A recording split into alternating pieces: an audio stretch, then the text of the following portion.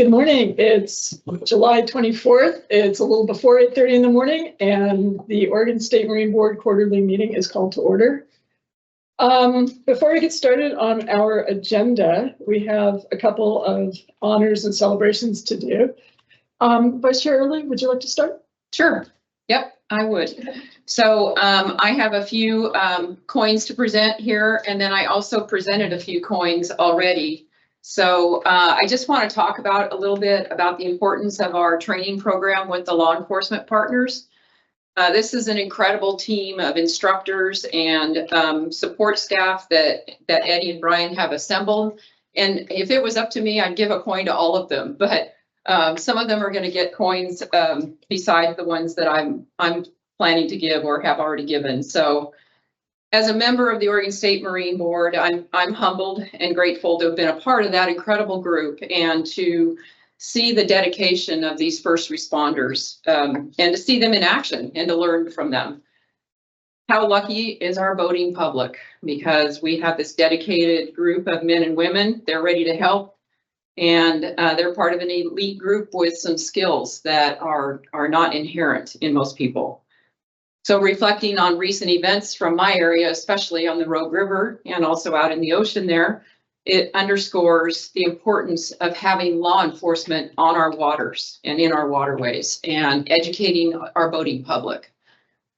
So at the jet training in Gold Beach, I presented 3 coins. Jared Gray is part of the Curry County Sheriff's Office, and he is an instructor for drift and also for jet, and also part of the SAR search and rescue there, and is part of the Marine program there. He has been instrumental in helping to protect boaters. Even on his day off, he rescued 2 boaters on Monday in the mouth of the Rogue. So he is an incredible instructor, is very patient, and has spent a lot of time making sure that his students understand what is needed of them on the water. And I presented him a coin. Robert Baker is from Coos County. He's part of the Marine Detachment in Coos County. He has also, he encompasses the spirit of interagency cooperation. He's been helping with Curry County and his neighboring counties, Douglas County, to help train and to further their programs. And while helping to train at a local law enforcement event sponsored by our boating safety advocate, Luke Martinez, he volunteered to go help in a recovery effort when we had a boating accident there. And so on behalf of the Oregon State Marine Board, I presented Robert Baker with a coin. And then finally, I presented a coin to a Jackson County Marine deputy who has been with the program for many years. Jason Denton has been an integral part of the league, the law enforcement advisory group. He's part of all the training programs. He's helped to develop some programs with Oregon State Marine Board to further the activities of the law enforcement. So his help to establish those standards and protocols and to assist Oregon boaters is far superior. He leads by example and maybe a little sarcasm. He helped to foster some problem solving with Marine officers through these training programs, and I was happy to present him with a challenge coin. So, and then finally, I would like to present 2 more coins. So I would like to recognize Greg Hamlet, who is on our video call today, and who is the operations administrator with the city of Coos Bay. So just to give you a little history, in February, they had some major damage with a large ship tugboat that hit their east side docks. And when we heard about this, and personally I saw these, I thought it was going to be a couple of years before we saw activity being able to be utilized by recreational boaters on that facility. But I was wrong. So the repairs could have easily taken 12 to 18 months, working with the insurance companies, U.S. Coast Guard, They were required to obtain some local, state, federal permits to complete the work outside the approved in-water work window. And they also have solicited bids to install the new pilings.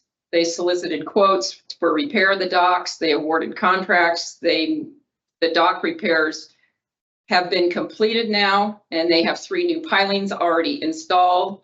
But more than that, they were able to get the recreational boating public back on the water incredibly fast.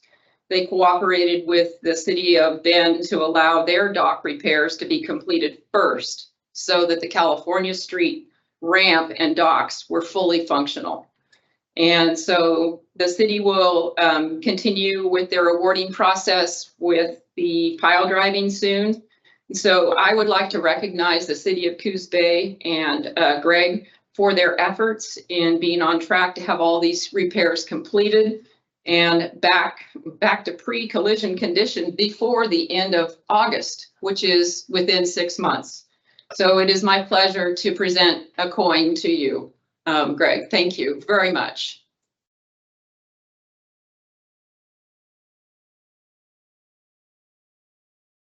We can't hear you because you're muted.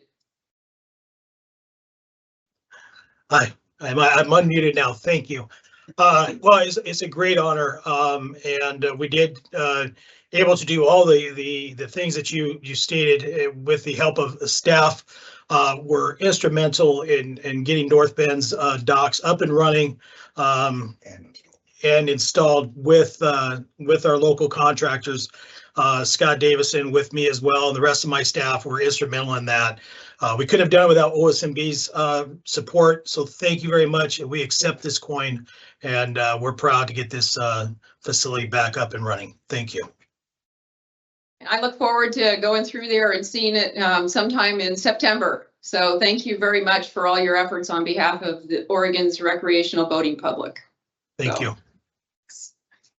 And then finally, I'm on a roll here. So based on what Greg had just said, I would like to honor one of the OSMB staff, Josh, and I believe Josh, you're here, and I'm going to probably butcher the last name.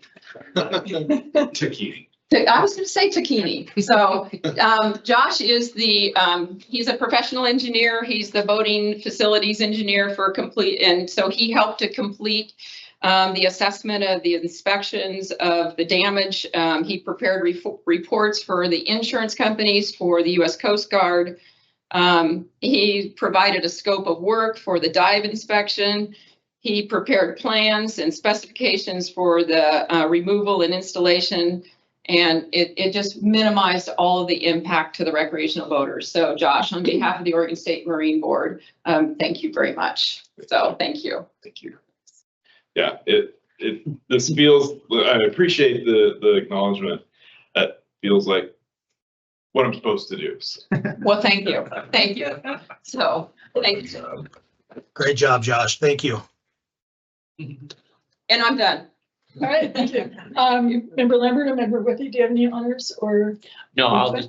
Well, I was going to wait until after yours because we want to hop on what you said. Okay, cool. So I have 3 points I'd like to present. I just want to talk a little bit about the WSBA conference and thank Brian and his team for running both a fantastic Marine Law Academy over the 2 weeks in Central Oregon and immediately flipping around and like 2 weeks later putting on this amazing conference out in Astoria. I was really honored to attend and I learned a lot, and I also had a lot of things that I kind of thought were true affirmed. We should be really grateful to the legislators in our state from 1959 who created the Oregon State Marine Board. We're like the only state in the country that has a centralized boating agency. And in talking to everybody there, and boating is scattered between Department of Motor Vehicles for registration and state parks and state patrol and fish and game. It becomes the bottom priority for all those other agencies. So getting anything done takes a long time. That's super hard. And, you know, we're doing everything right, from the EBR system to waterway access to, as Director Warren stated at one of the conversation times, actually embracing non-motorized boaters instead of referring to them as those darn kayakers. And we're doing everything right. And so I want to just honor Brian with a coin for putting on such an amazing conference and really showcasing how fantastic Oregon is. And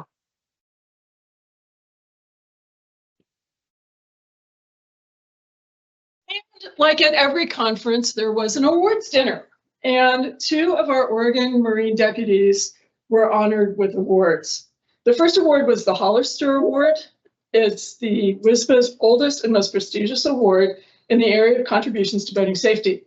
It was named for a California legislator named John James Hollister, Jr., who passed away in 1961, and the award was created in 1962 at the first WSPA conference.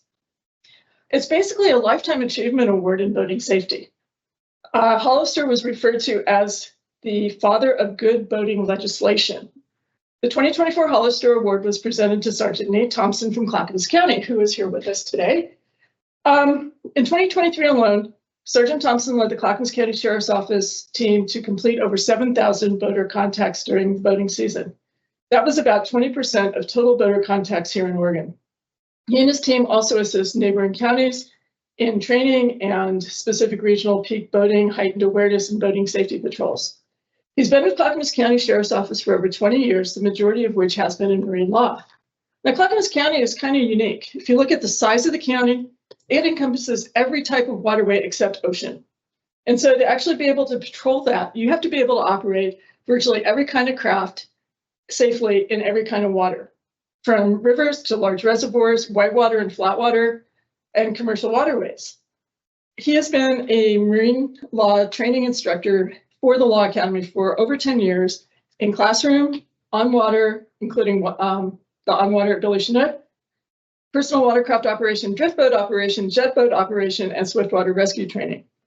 He exemplifies excellence in education through enforcement, positive interaction with boaters, boating safety intervention through personal conversations, and excels at training the next generation of marine law enforcement. He has undeniably made a tremendous impact on thousands of boaters across Oregon and trained dozens of marine law enforcement officers for the future of boating safety. He continues to pioneer passionate leadership for boating safety and marine law enforcement. And last week, but wait, there's more, we were notified that Sergeant Thompson will be receiving the NASBLA National Boating Safety Award at their annual conference in September in New Orleans. So on behalf of the Oregon State Marine Board, I'd like to congratulate Sergeant Thompson on receiving the Hollister Award and the National Award.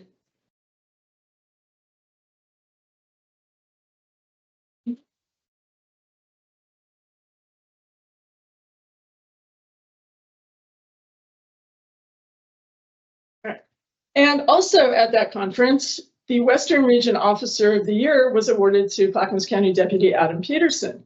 And he also will be recognized at the national conference as the Western Region Officer of the Year.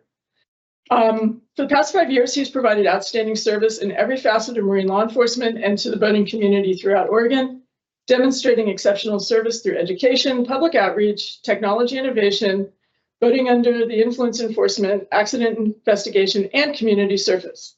Clackamas County has the highest number of registered boaters in Oregon, and it's also the most diverse in terms of waterway types. Adam is always ready to respond. Knowing that most drownings occur when boaters are not wearing a life jacket, in 2023, he issued 27 citations and 56 warnings for life jacket violations.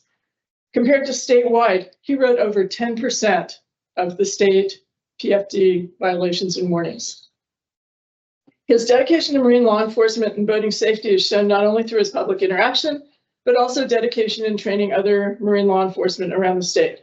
He's one of the top instructors at the Marine Board's Marine Law Enforcement Training Program and is respected for his ability to operate a drift boat, jet boat, and teach marine law enforcement. His dedication to his peers, boating public, and boating safety is nothing shy of impressive. On behalf of the Oregon State Marine Board, congratulations on being Western State Officer of the Year.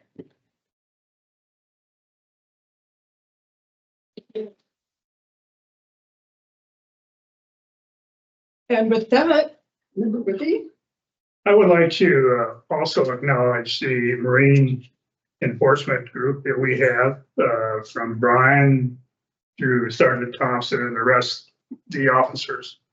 I've attended some of the training and I've been very impressed with the training that we provide. Unfortunately, we we're not providing the same training to the public, which we could. And we could avoid some of the issues and problems that law enforcement experiences on the water. Because we have a lot of novices out there that don't understand boating and the waterways they're working on. But I also want to express my impressions about this esprit de corps among the whole community. There's a willingness to help each other, to make each other better. If there's an emergency, they'll step out of their way to go over and assist. Detroit Fire is a good example. That's very impressive. And I'm very, very appreciative of that. So thank you. I did spend some time on the water with Sergeant Thompson, and I was extremely impressed with his interaction with the public and his knowledge of the rules of the Marine Board and how those rules can be communicated to the public so they understand and not just putting down a hammer on people. So I really appreciated that day we spent together. So I don't speak with the same eloquence as Valerie, Val, and Laura, but thank you for all you do. And I really, really appreciate it. That's it. Thank you. With that, we're going to get into our agenda. And the first item is approval of minutes from the April meeting. Is there any discussion, comments, corrections? I'd make a motion to approve the April 24th minutes as written. Okay, we have a motion and a second. All those in favor? Aye. Aye. Any opposed? Nope. All right. The next item is public comment. And we have several people, I believe, who are calling in, and we have several people who are in person. The board encourages members of the public to speak to us. As a reminder, the board will not consider testimony on items up for a decision on today's agenda. Speakers will be given 3 minutes to speak and allowed slightly longer at my discretion. Jennifer will keep time and we'll kind of give you a notice at 3 minutes to wrap it up. Don't expect the board members to interact with you after your presentation, although board members may ask questions to clarify a point that has been made. And board members, a reminder, if speakers are addressing items that have closed to public comment, we can hear those comments, but the comments should not be considered in decision making. Feel free to ask speakers a clarifying question, but because of public notice rules, any deeper discussion with the commenters, staff, or other board members on a topic needs to be brought back as an official agenda item at a future meeting or work session. With that, I'm going to address the folks who are on the call-in first. So Matthew Richardson. Matthew Richardson, are you there? And they may need to hit, is it star? Star six. Star six. Star six. It might not be on. Okay. The next one is Bart Baldwin. Mr. Baldwin, are you there? Hit star six. Can everybody hear me? Go ahead. Sorry, I was pouring concrete. This is Bart Baldwin. I own Noah's River Adventures in Ashland. It's our 50th year in operation. And I just wanted to call in. We have we've been working around the jet boats on that particular section. We also operate on numerous other sections of the Rogue that have jet boats, Hellgate, below in the lower Rogue from Foster Bar all the way up to Blossom. We've had a great working relationship with Rogue Jets or with jet boat company. They have they know the rules, or kind of the unwritten rules and the written rules.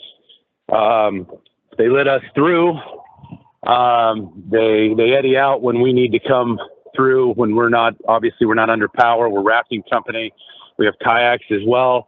They're very courteous. I don't see any safety issue. It's been a really strong relationship on the water and off the water. If there are any issues, they're approachable.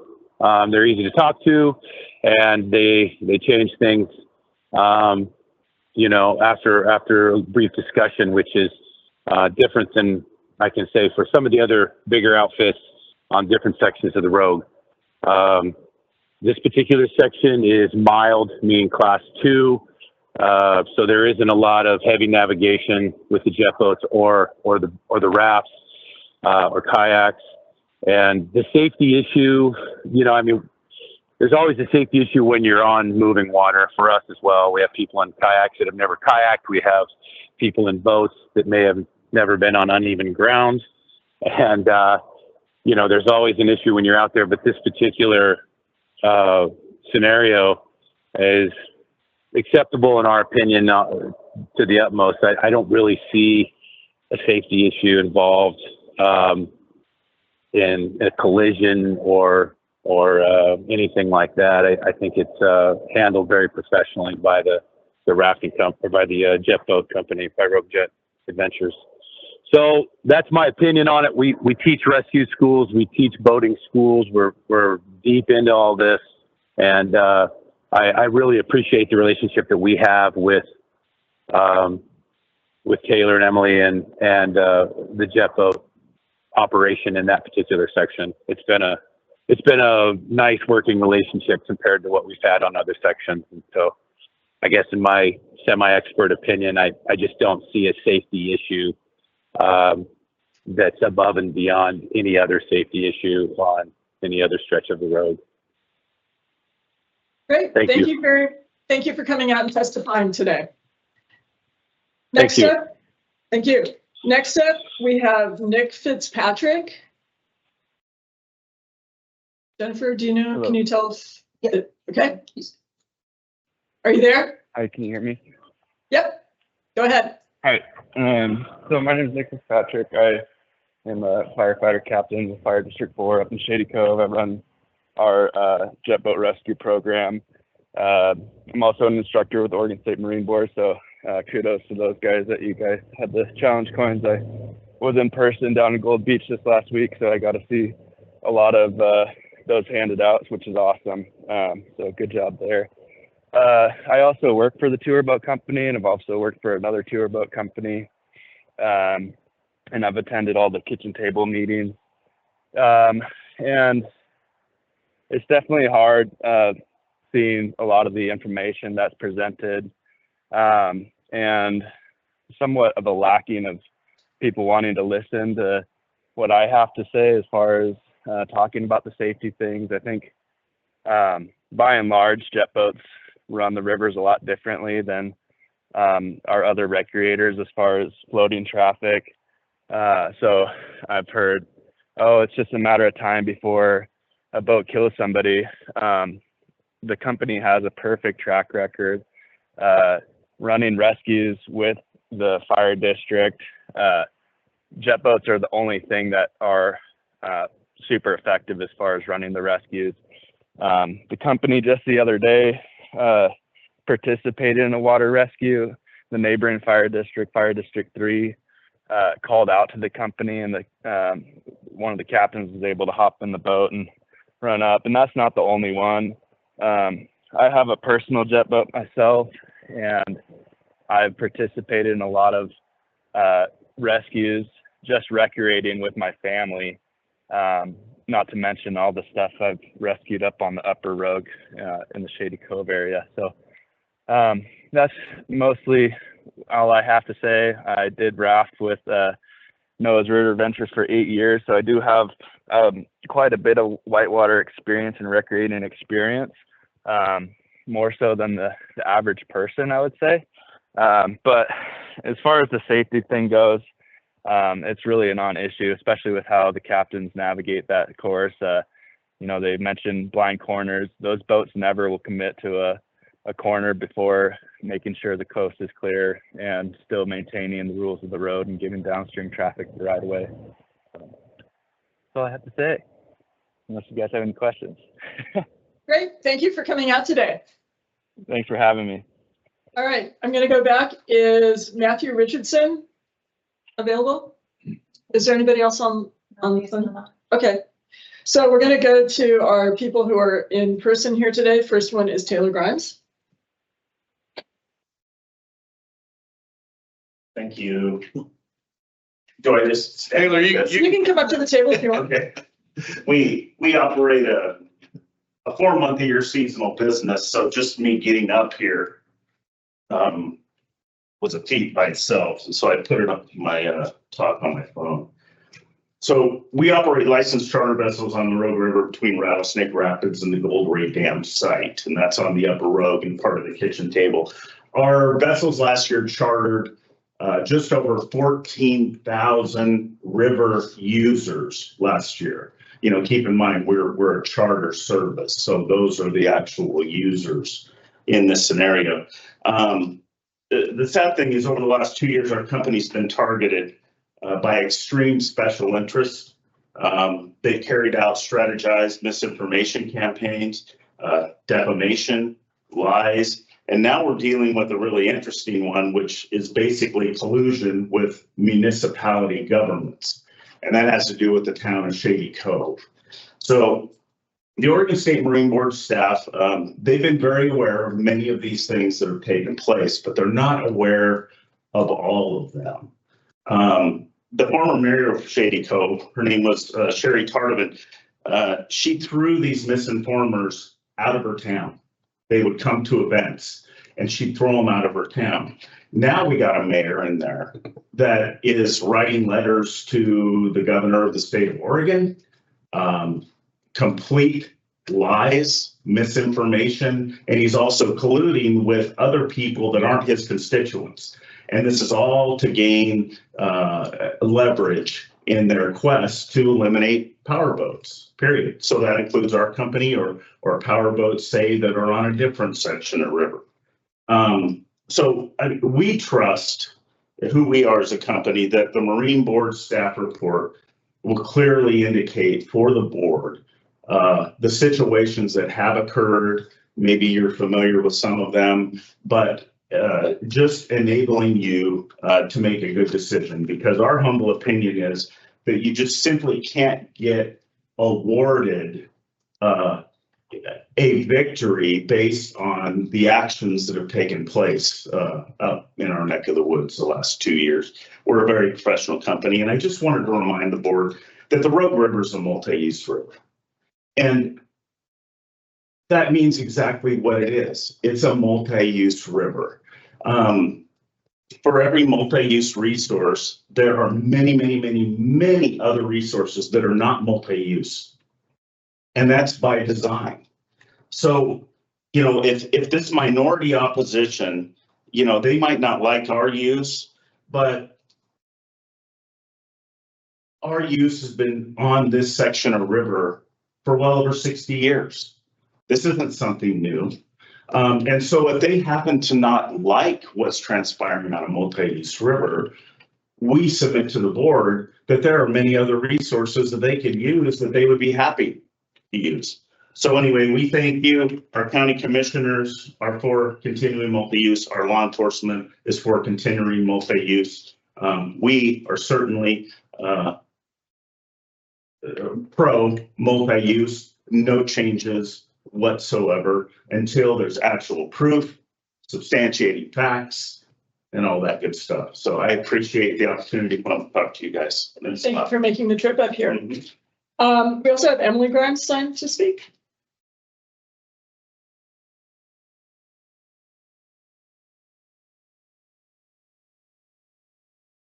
My name is Emily Grimes, and my husband and I are the Rogue Jetford Adventures.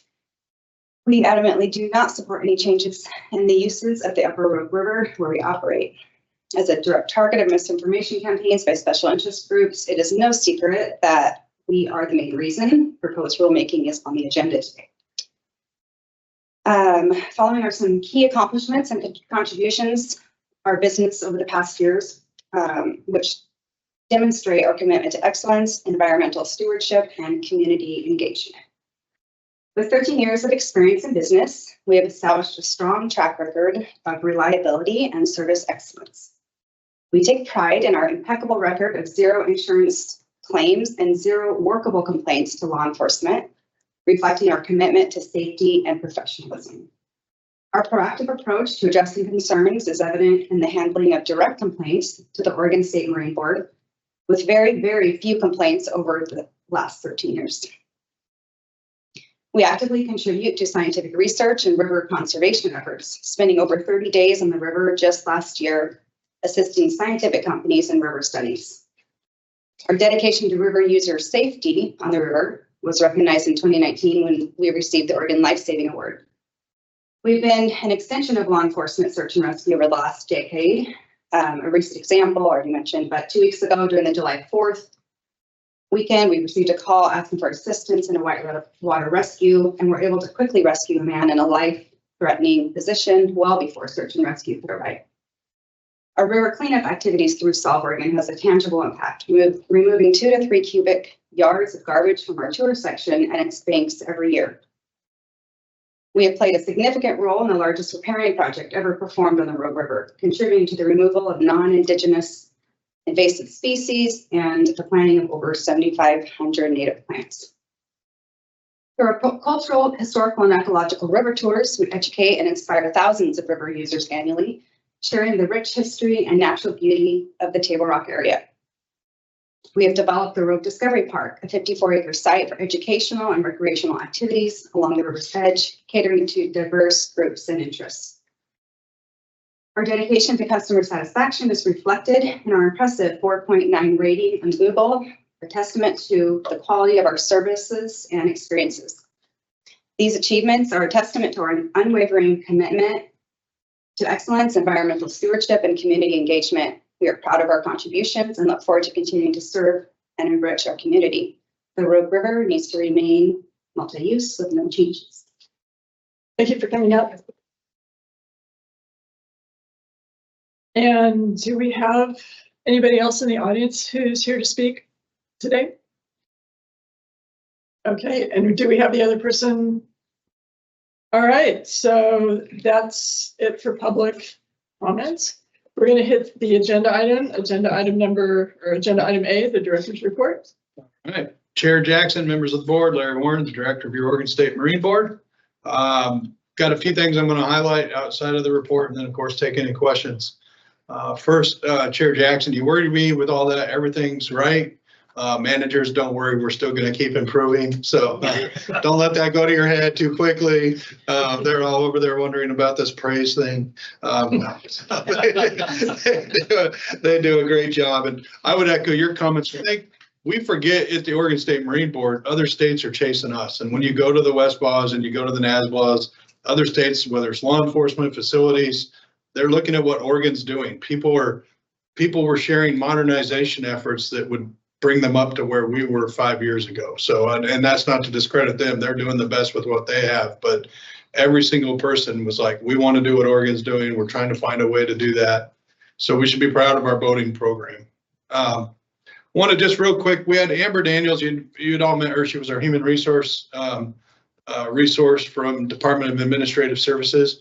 She was promoted, and so but she did a really great job of leaving us a great replacement because she was promoted to managing her old position. So she made sure to take care of us. So I just want to introduce real quickly Garrett over here. Garrett, you can wave your hand, stand up, whatever you want, give a speech. So Garrett is our human resource person. So later on this year, when we do the director performance review, he'll be a part of helping the board navigate that. And of course, if you ever had a question about performance, or if a staff member ever, approached you about HR type issues, you can always work with Jennifer and I, but you can also go right to Garrett if that's a resource that you ever want to go right to. He's your resource as well as our resource. So just wanted to make sure you're faced with the name there. And then got a few other things. Fire, right? Since we wrote the reports, unfortunately, fire season seems to be off to the races here.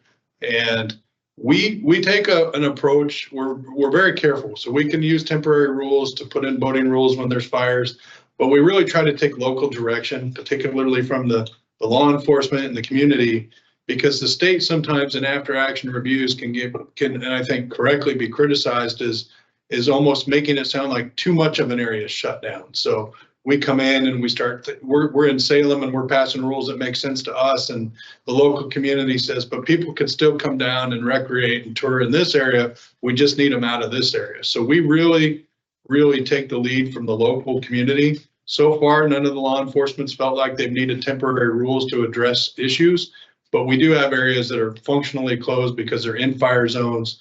We have had a few bucketing operations that have temporarily the sheriffs have shut down a waterway. And so we work with them, they work with us.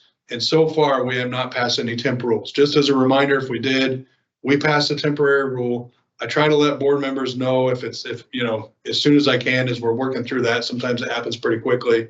And then we always report at the next board meeting any temporary rules that we passed and used. So that's where we're at with fire season right now. And unfortunately, just looking out at the weather, it doesn't look like it's going to get any better anytime soon. Wanted to mention that Janine Black, our facilities manager, is at the tribal summit. That's why she's not here today. The tribal summit is extremely important. It's a government to government meeting with all 9 federally recognized tribes in Oregon and state government. It's actually required in law, but it's just good practice for the state government to get together with leaders from the tribes and just talk about issues that are important to the tribes, talk about issues that are important to the state. So Janine is our tribal liaison. She does an excellent job. I would normally be in attendance of that meeting, if not for a board meeting today. And but we're in good hands with Janine down there, but that's where she's at today. And then let's see. Where is that being held? That one is This being time. held at Seven Feathers. It is, okay. Yes. And yeah, that's a good point. Remember earlier, it does move around. Yeah. So let's, wanted to bring up that you may read about in the next few weeks in the paper, the state's undergone a pay equity study survey. And so essentially the Secretary of State did an audit over a year ago, and it said women and minorities were still being on a broad scale underpaid compared to their male white counterparts. And so HR undertook an effort to do a pay equity analysis. I believe that in the next few weeks, you'll probably read about that in the media, and just know that we're handling it. There are impacts on the Marine Board, and we're helping staff understand how it impacts them and things that they should and shouldn't do. So it's one of those that probably has a chance to catch a little bit of media, and I wanted to give the board a heads up that we're involved in that as well. And we're right on track with where we need to be on that, and we're in a good spot. And then, sorry, I guess, boy, talkative day today. The 2 other things, we just yesterday got our gold star for accounting. So the gold star in accounting comes from Department of Administrative Services, and what it tells you is that you're doing things right. So if you have an accountant, what you want them to do is be super stressed out about always meeting their deadlines. That's a good accountant when they have just a little bit of anxiety about deadlines. And so the gold star to me is a way to say our accounting team keeps us on track. And I've been in organizations where the accounting team gets off track with that, and they don't close the books on time and they fall behind, and it's just not a good place to be. So when you talk to accounting staff, they always kind of shrug off a gold star, but it really is a good indication that our accounting shop is right where they need to be and keeping us on track. So that was pretty exciting to get that. And then finally, last week, I got to go down to San Diego and accept this fancy award here, the Special Achievement in GIS Award. And it was awarded to us by Esri. Esri is a company that kind of has a corner market on some of the GIS in the world. They have over 600,000 users. They have tons of integrators that bring their product into their product. And I've shared with people, I thought what was most significant about it to me was, one, I'm in a room with people from all over the world, and I'm walking around with my award, Marine Board, and people were like, well, what did you do to do it? I'm like, well, we just have smart people that do really good things. And Esri called us and said they wanted to give us an award. And these folks said like they'd tried their whole careers to get this award. They'd done projects to try to get this award. And I just think it's very indicative of the work that Joe Saferson, who can't be here today, but he's on this, Brian, the work in the grant side. Here we are, just a little old Marine Board in a room with, people that brought their own private security because they're that important, and they're, right. And we're getting an award, and people are wondering how we do it. And we just did good work and then got back to work. In fact, couldn't even convince any of them to go down and pick up the award because they were too busy. So they had me go do it. So I think this one's a really cool one because, again, I think it just highlights the way our agency operates. And we really do just have some amazing people in the way that we're using the Esri tool is creative and innovative, and we're doing that with limited resources to do good things for boaters. And so I know Brian shared in the past the Burr system with you all. I think in January when he talks about the BSAs, he'll show how he's using that for the BSAs. Can't remember if we've showed you the grant piece that we track some grants and things, but it's out there as well. So really exciting to get that award. With that, I'll be quiet and answer questions. Well, I was very disappointed because I knew some people that were at the event, and so I tried to get on to be able to watch it because a whole bunch of the Esri conference was online. They had a virtual component, but you had to be registered in order to be able to watch it. So anyway, that is a huge event, and that is and unless you understand how far-reaching Esri is, you don't really understand what an incredible honor this is. So it's used by so many different companies and so many different agencies, and I congratulate everybody who is involved in that here. So really incredible. Anybody have questions or comments? One area I'd like to explore a little bit, and that's fatalities. Last couple of years we focused on PFDs, and rightfully so. I think that's an area to focus. But I think we need to focus a little more on the inexperience and the hazards, inexperienced boaters and the hazards in the river. And maybe we can do that through the BSAs.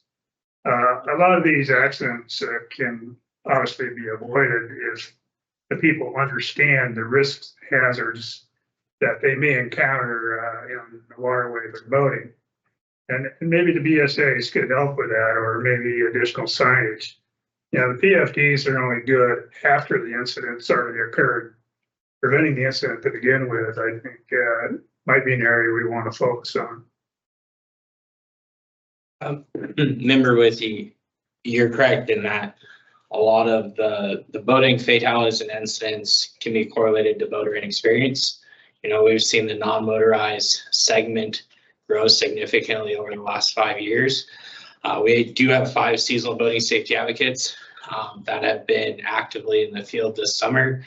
And as Director Warren stated, in January, I'll share a lot of that data. We are collecting all the engagements they have with boaters in the field, and their impact has been far-reaching. We have the boating safety advocates actually going over a Bend trip, where they'll be over in Bend for 6 days here in about a week and a half. We have gone over to Prineville, Ochoco. So we've been reaching areas that traditionally maybe the boating safety message wasn't amplified, whether it be rural, underrepresented boaters. And so we've really moved the needle on that with the boating safety advocate program. But the constant is the increase in non-motorized boaters, and oftentimes they don't recognize the risk that they're putting themselves in, and that's been apparent in a lot of the incidents we've seen. Well, I'm a self-taught boater myself, and I survived a lot of incidents that I shouldn't have got engaged in. So if we can help people and make them aware of the hazards and what they may encounter, I think we'd be far ahead in avoiding some of these fatalities. So thanks, Brian. That's all I have. One question for Brian before you leave. I'm just curious, I like what I'm reading in the report about the boating safety advocates. Good work there. Has there been any presence in Southern Oregon with the growing use of non-motorized down there? So our boating safety advocates, we have 5 seasonal, which that recruitment was targeted for a statewide recruitment. However, specifically, the Medford area, we had no applicants. Now we have Luke Martinez, which is in Curry County, stationed as a boating safety advocate. However, he does work in neighboring counties such as Coos County and goes over and adjusts in Jackson County at certain times. So we don't specifically have a boating safety advocate in Medford, but it's not by not intending to. But Brian, you have at times you have deployed boating safety advocates around the state. So at certain times that's something we may be able to do. Absolutely. The great thing about the boating safety advocates is they're mobile. They're not, Salem based like a lot of us. They can We can put lodging up. We can have very specific strategies on where they're going to go operate, amplify specific messaging, whether it's non-compliance or just education. And oftentimes, people get real blurry on, are they a boater or a shoreline swimmer? But, one thing, it's really important to realize is most of the time when a boater goes in the water, they just become a swimmer. So it's all the same safety. So kind of building on that, some of the stuff that's been going on both in our state and some of our neighboring states are not necessarily boating, they're inner tube accidents. I know that we're supposed to be the boating agency, but to the BSAs, if they see somebody doing something maybe not so smart or risky, do they interact with tubers? Yeah, the boating safety advocates interact with boaters, swimmers, anything water related. So yeah. When they're making interactions with boaters and they're collecting their informal data, we actually collect if it's a pool toy or not. Okay. In the boat type. So we message to everyone who's recreating near the water. Thanks. And Chair Jackson, I know Brian and Ashley have also worked on some social media that touches more on water safety, a little, on the boating, and that's always a gray area, but it's one of those, again, where I think we can just push past that a little bit. We used to kind of ball ourselves up on, well, this isn't boating, and we do, we have to be cognizant of that, but it's okay we're probably the only agency that is going to message on water safety, so we might as well do a little bit of that. Well, so one of my concerns is being too dependent on social media. When I'm a first-time boater, I'm probably not going to the Oregon Marine Board social media sites. I'm going on the water, not knowing what I'm doing. Yeah. So I would like to reach those people wherever possible, and I think BSAs are probably the best source that we have to do that. And just, to your point, I mean, we've had some accidents on the Rogue this year, and Luke Martinez, and when Marianne McKenzie was down there, she was with him also. They went and posted signs at a particularly problematic area.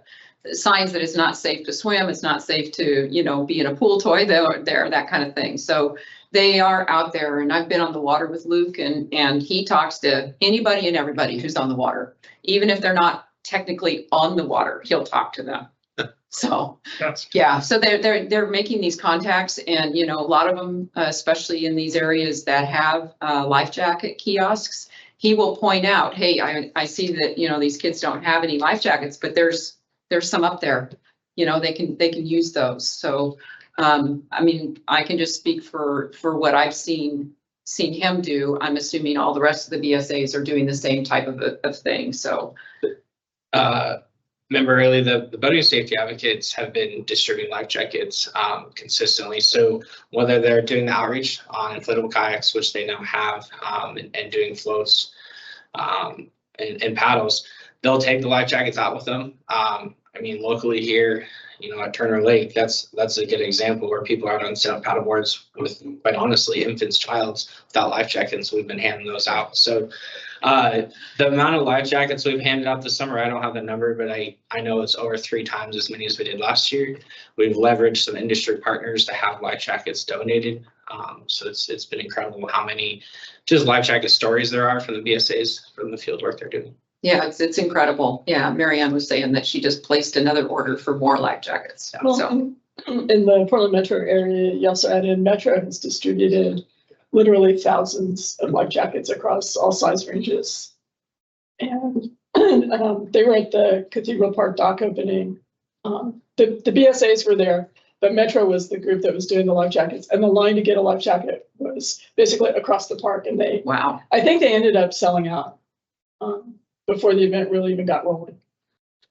And Brian, the BSAs also have expanded our ability to do classroom water safety. So actually in the schools, go talk to the kids, shape behaviors there. So law enforcement, you might just briefly touch on that. Yeah, with the strategy. So boating safety advocates started April 1st with the intent of them getting in the schools before school got out, right? Have the messaging, whether it be K through 5, middle schools, even high schools, getting that messaging before the students go out in the summertime and recreate. So we were very successful in doing that, all the way clear to Florence, down to Roseburg,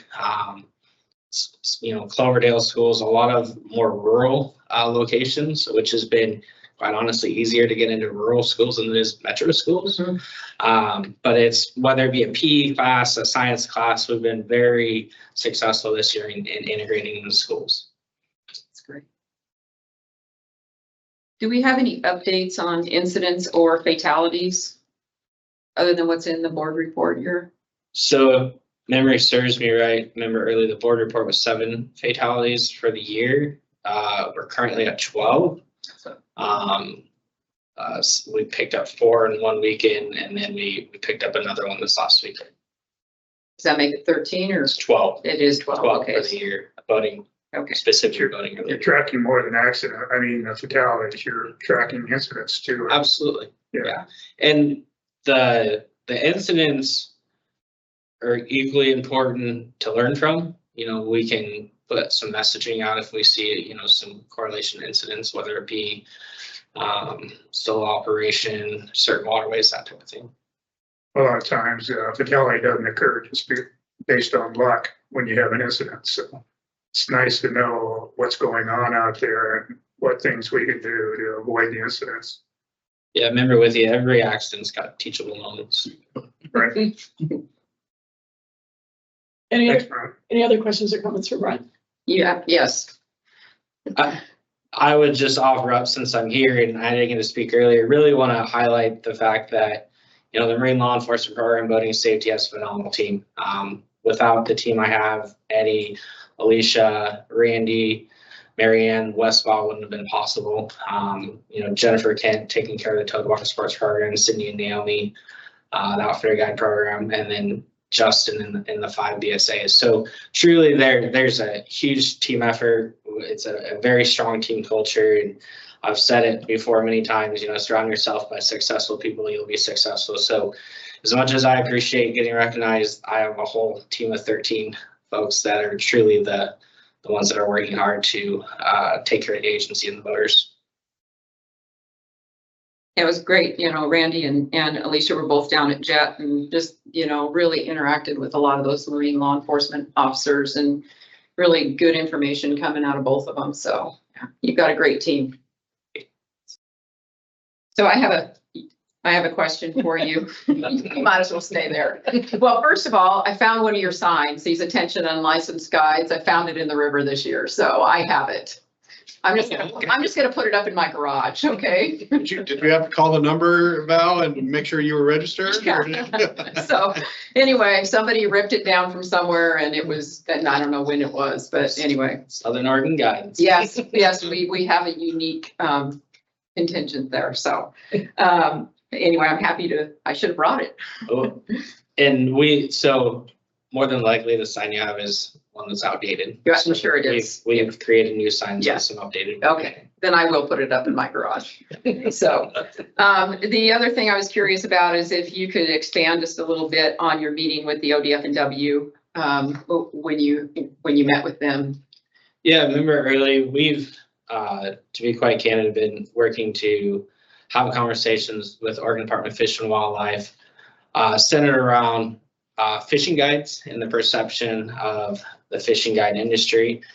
And we had prepared for that meeting with a lot of information for them because though. Data? Yeah, and actually I wrote it down, so. Hold on. So just in case they got put on the spot, I did scribble down some notes. So there's a lot of perceptions about fishing guides. Yes. And what we did is we put together really kind of a high level view of fishing guides and kind of the history and what we've seen from a registration standpoint. So 80% of the total registered guides in Oregon have consistently been fishing guides for the last 10 years. I hover up to 81%, but it's right there. In the last 6 years, we've seen a 10% growth of fishing guides, and we've also seen a 17% increase in decals issued. So what that means is as the number of fishing guides has increased, we've also seen a lot more boats. So a fishing guide might have 2, 3, 4 boats now, where traditionally they might have had that 20-foot open sled, maybe a drift boat. And they've done that to diversify, right? So the seasons, they're more compressed, they're more nomadic, how they travel, where they fish. So that's one thing that ODFW wanted to have conversations about. The other piece is we consistently hear that there's so many new fishing guides. And one takeaway from our data is that 11% of the fishing guides that register each year, they're new, first-time fishing guides. Like they've never registered before, and about 20% of those are only registered for 1 year. So there is a consistent turnover of fishing guides. And in fact, if you take the data and you look at like the tenure of a fishing guide, the average fishing guide is only a fishing guide for 4 years. If you take away all the guides that have been 10 plus years. So we have if you take away that data point, the average. So there's a lot of turnover fishing guides. So it might seem like Director Warren's down in Newport, he sees all these new guides every year. They might just be a guide 1 or 2 years. So the takeaways were that ODFW has some concerns about fishing guides and their customers reducing opportunity for recreational fishermen and fisherwomen who are maybe the weekend warriors, and they're not getting that opportunity based on quotas, those type of things. The also talked about what we could do from an education standpoint on maybe bottom fish identification challenges they're having with charter boats. So it was a great conversation starter. Both agencies are more aware of how we can, what our jurisdictions are. They were maybe pointing the finger at us on regulations that we really didn't have the authority to. So it was a win-win, and we're just going to keep building on. Do you think this will be an ongoing conversation that we'll be able to engage ODF and W a little bit more in issues? Like we hear a lot of stuff about salmon and steelhead spawning areas. I mean, do you think that this is going to open up that conversation so that we can actually get some feedback? Member Early, I'll take that question.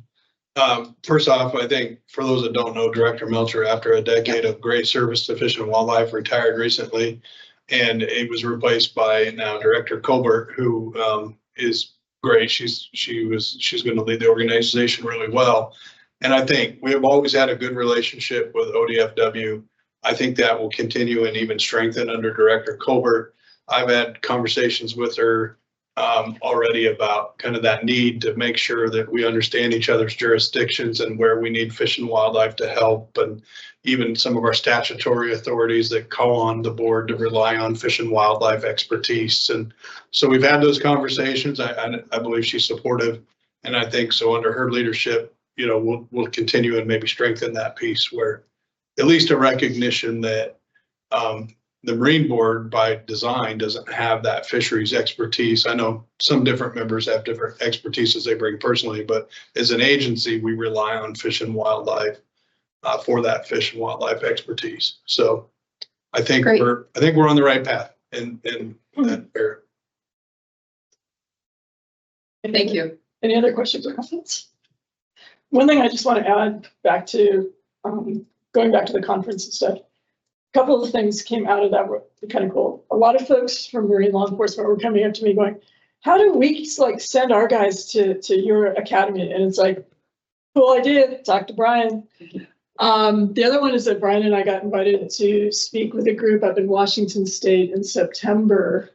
I was sitting next to their Boating law administrator from state parks, who's really interested in our waterway access program. And I spoke to some of those guys probably 8 or 10 years ago when we were trying to get ours passed and they were trying to get Wind Conceived, and some of the same people are still working on it.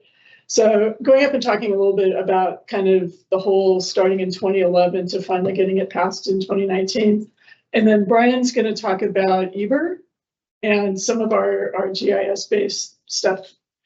So I know I'm kind of excited about that, and I think Brian is too. Yeah, it's a great partnership. Yeah, partnerships and collaboration, and that's really the beauty of being part of a lot of these associations. They have standards, but we also can learn from each other and what other states are doing. And as echoed, oftentimes what those states are dealing with, Oregon dealt with 5 to 10 years ago, so they look to us to help them find solutions. And it's also, I think, kind of the changing culture. I mean, if you think about where we were 15 years ago or so, non-motorized boating, we would have still been doing those darn kayakers and, through evolution of several directors, we've really embraced that.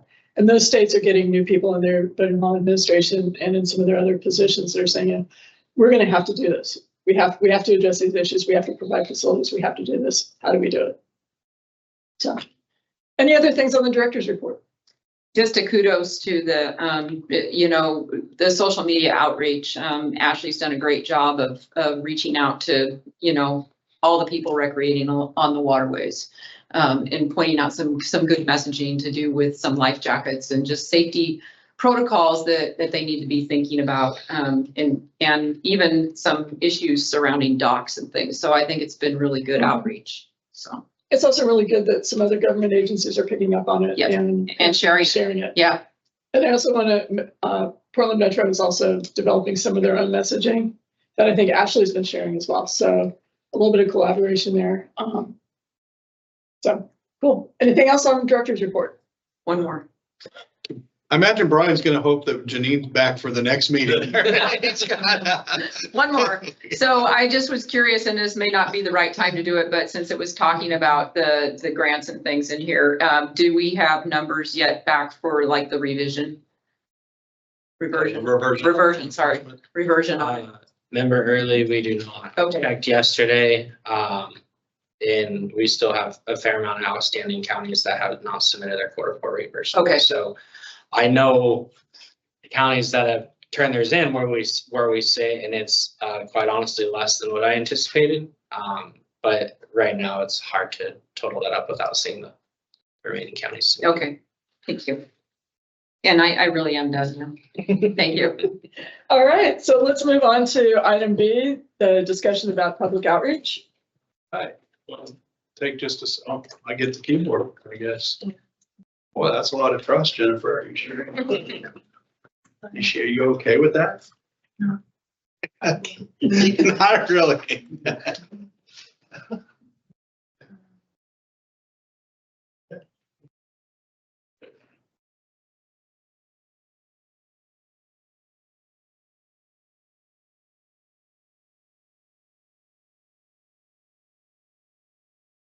So, can I make this little box go away? Yeah, just. Okay, so just as a way of reminder, one of the things that we had recognized as staff is the board always has had a very consistent interest in outreach and what we're doing. And at times it's felt like we're not doing a good job of being able to communicate to the board what we're doing, because sometimes it feels like the board's wants more and we say, well, we feel like we're doing more. And so we kind of kicked this conversation off in April just because it was on the, all right, we had it on the things that we were going to talk about this meeting. And the board said, no, we're pretty happy with outreach. But we thought, staff, we went back and looked at it, that it would be good to go through and just highlight it more as just making sure that the things that we're doing and the things that we're discussing are things that you all view as outreach. And then if you see things on there where you're like, we would like more information or some sort of reporting or a future agenda item, we'd be happy to do that. So I guess just in that spirit, this is more just kind of describing what we're doing as outreach. We believe we're doing a good job, but this is kind of a chance to check in with the board and make sure that we're all on the same page. What is outreach? We have a dictionary definition just in case folks don't, but really I think the piece that is important for our agency is that we all do outreach in every part of our agency, and that's what we're going to talk about. So methods, one of the things that strikes me is that we have, for a small agency, sort of complicated relationships sometimes. So even within our organization, we might have one area that's regulating a group, one area that's giving them money, and one area that's licensing them, right? And that can be a really different relationship with each customer. And so that happens a lot of times in really big agencies with really divergent programs.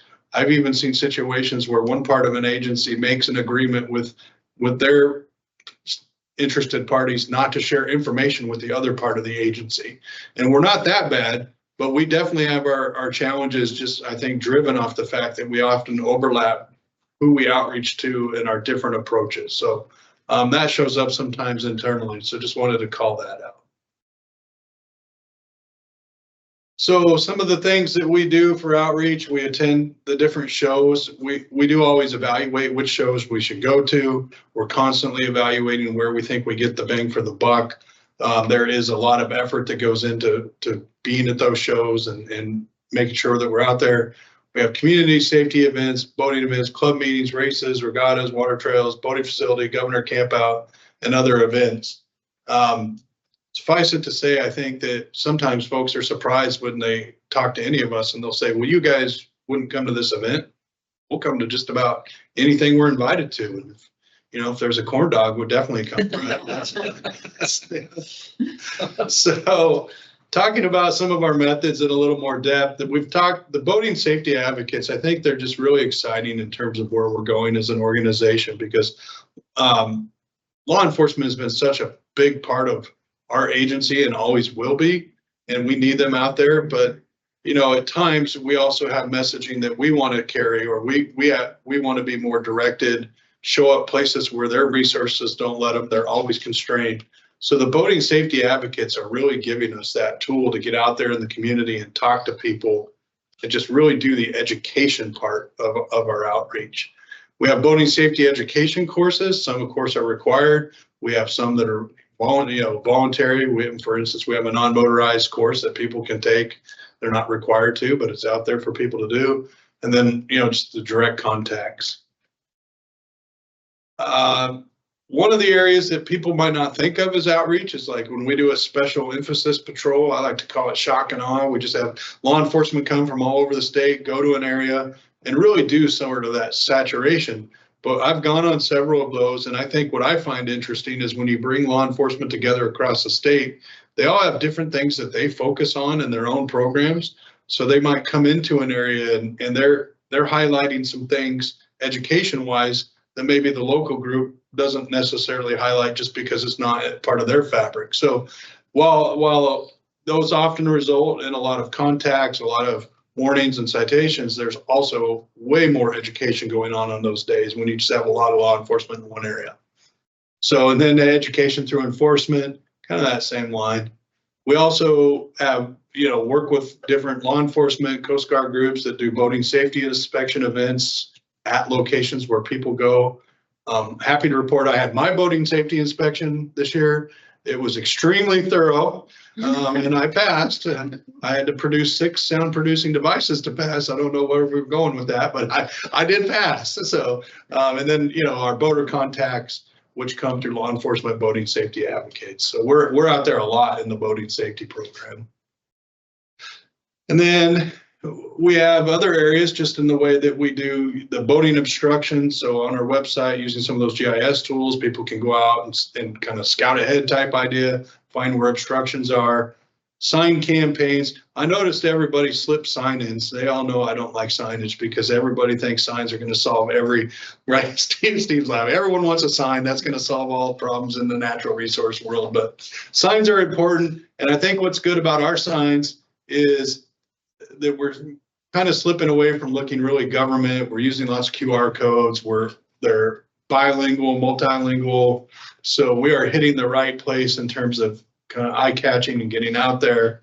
And then, we just actually discovered through the non-motorized program that new regulations are actually a great point to start some of that education and outreach. So when we had the waterway access permit come on, a lot of people that were complaining, we said, boy, did you know you were supposed to have the AIS permit all along? No, I didn't. Well, let's talk about that and let's talk about where it goes. So sometimes our new regulations serve as good outreach.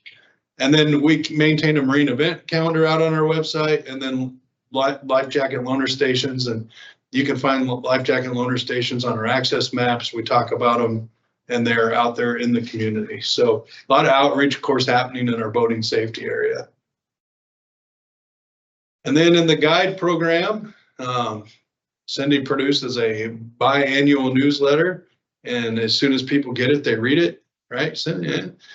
It's awesome. I know member Early always gives a nice comment about it, but I actually think it is very well read, and the content's always good. It's one that I think provides a lot of good information relevant to what's happening right then.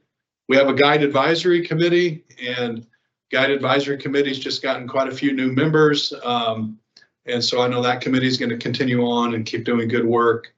And then we do a lot of outreach at our sportsman shows, boat shows, special emphasis, and then our tip program that member Early mentioned with the sign that she's going to have in her garage. Just in case, you know, she forgets lapses her credentials, we know who to call. And so those are going out.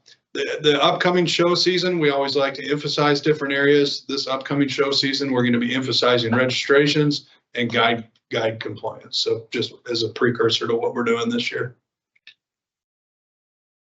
And then you don't always think about title and registration as outreach, but that's the area where almost every boater, if they interact with the Marine Board, is going to touch is our registration area.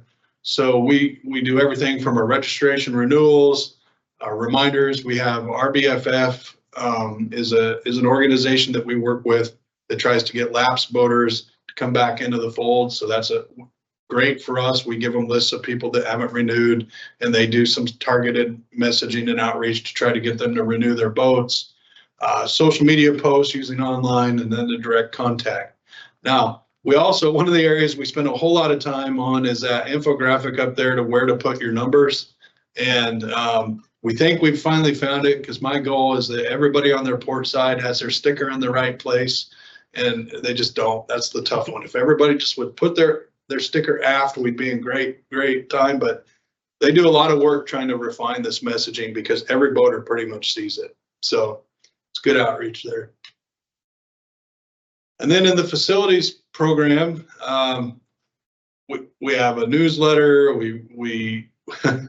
the Excrement Gazette that we put information out with Sea Grant, and that's on our pump out stations, and it's a really good one to remind us about clean boating.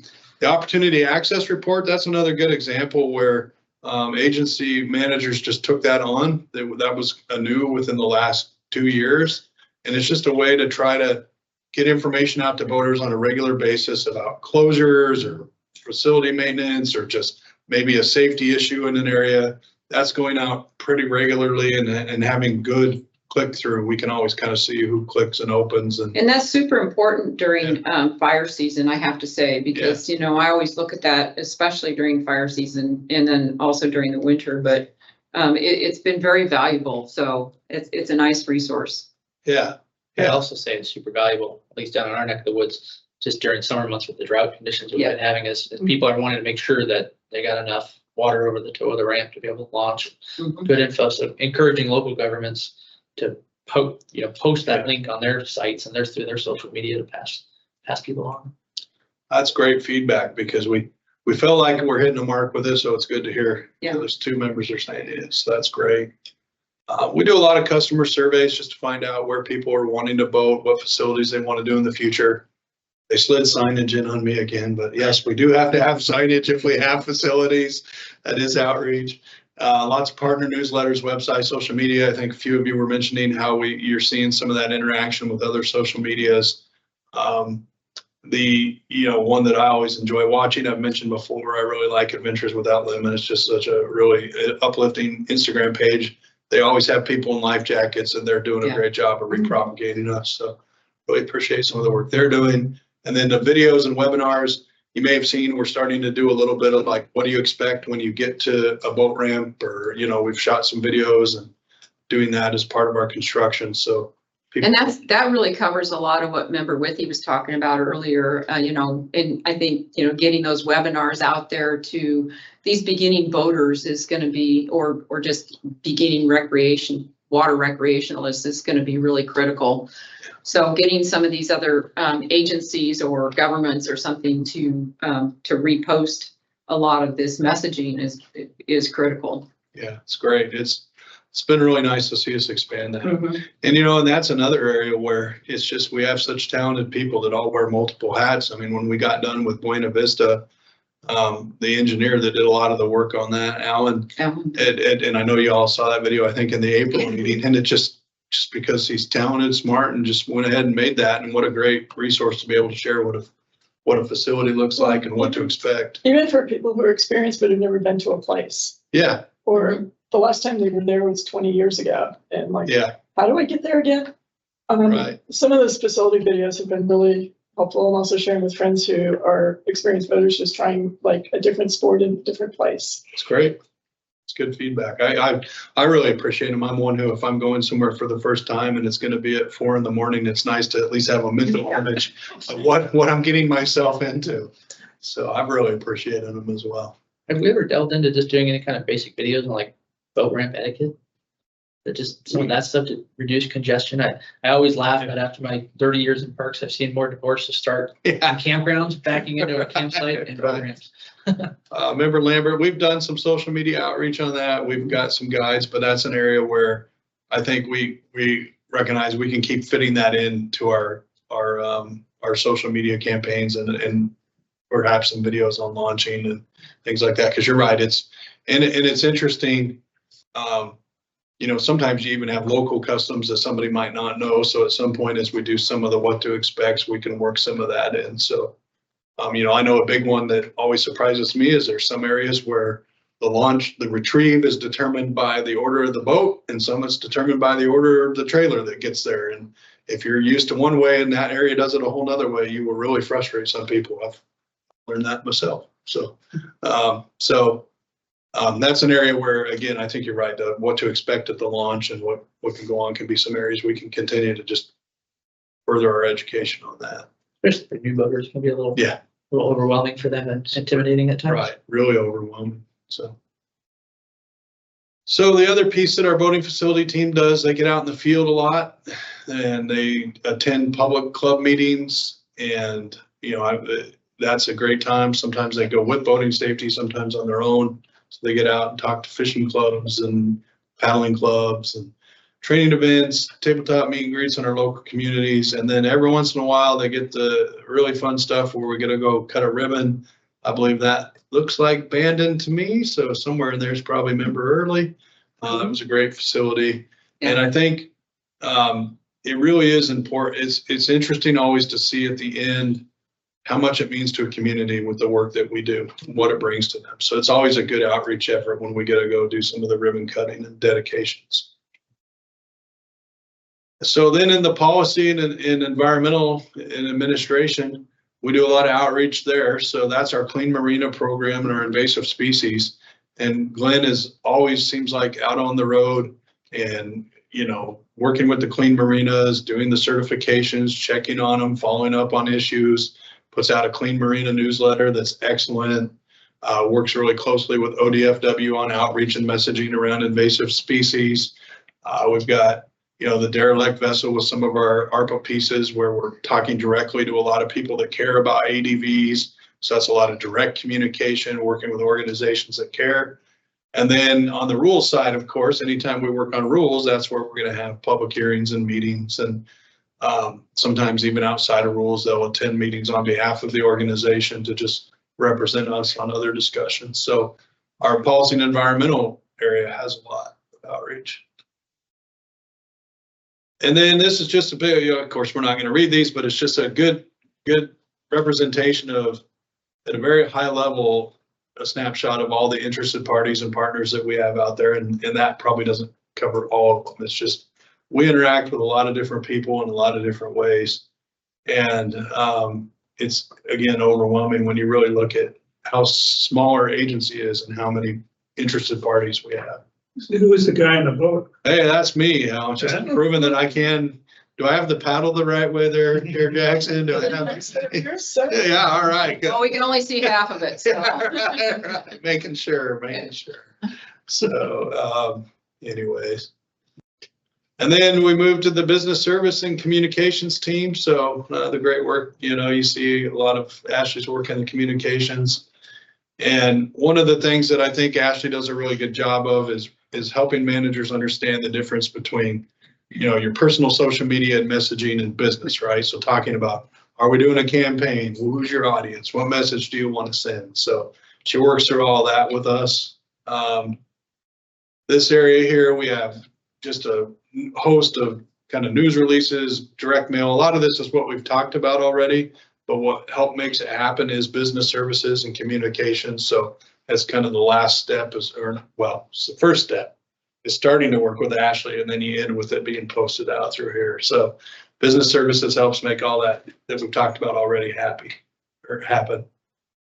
And then member Early pointed out with social media and some of the work we're doing there, and that was included in the director's report this time. So I won't go through with that, but we do put out media kits. We put out information that others can repropagate, and we're doing more of that all the time.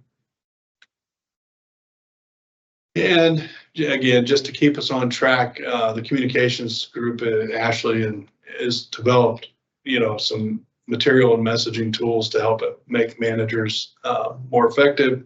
We also on the social media didn't mention that every month we actually roadmap out all the social media that we're going to do, and the managers bring forward ideas that they want to do and when they want to do them and when it makes sense to do them. Of course, we handle any emergencies or emerging issues as needed, but that's been a change in the last 3 or 4 years where we've become really thoughtful about how we're going to do our social media, and the managers maintain a calendar, and Ashley works with them on that. So she's a great job with that. And then every once in a while we get to do some partner videos and get out to media events, and really those are always helpful because they help magnify what we're doing by other organizations and other news media and outlets. So those are always great when we get to do those.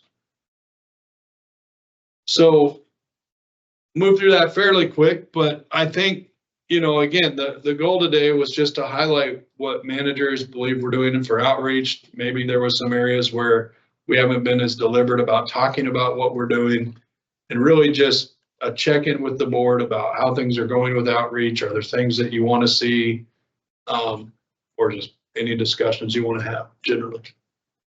Well, during my time on the board, I would have to say that the outreach has exponentially improved.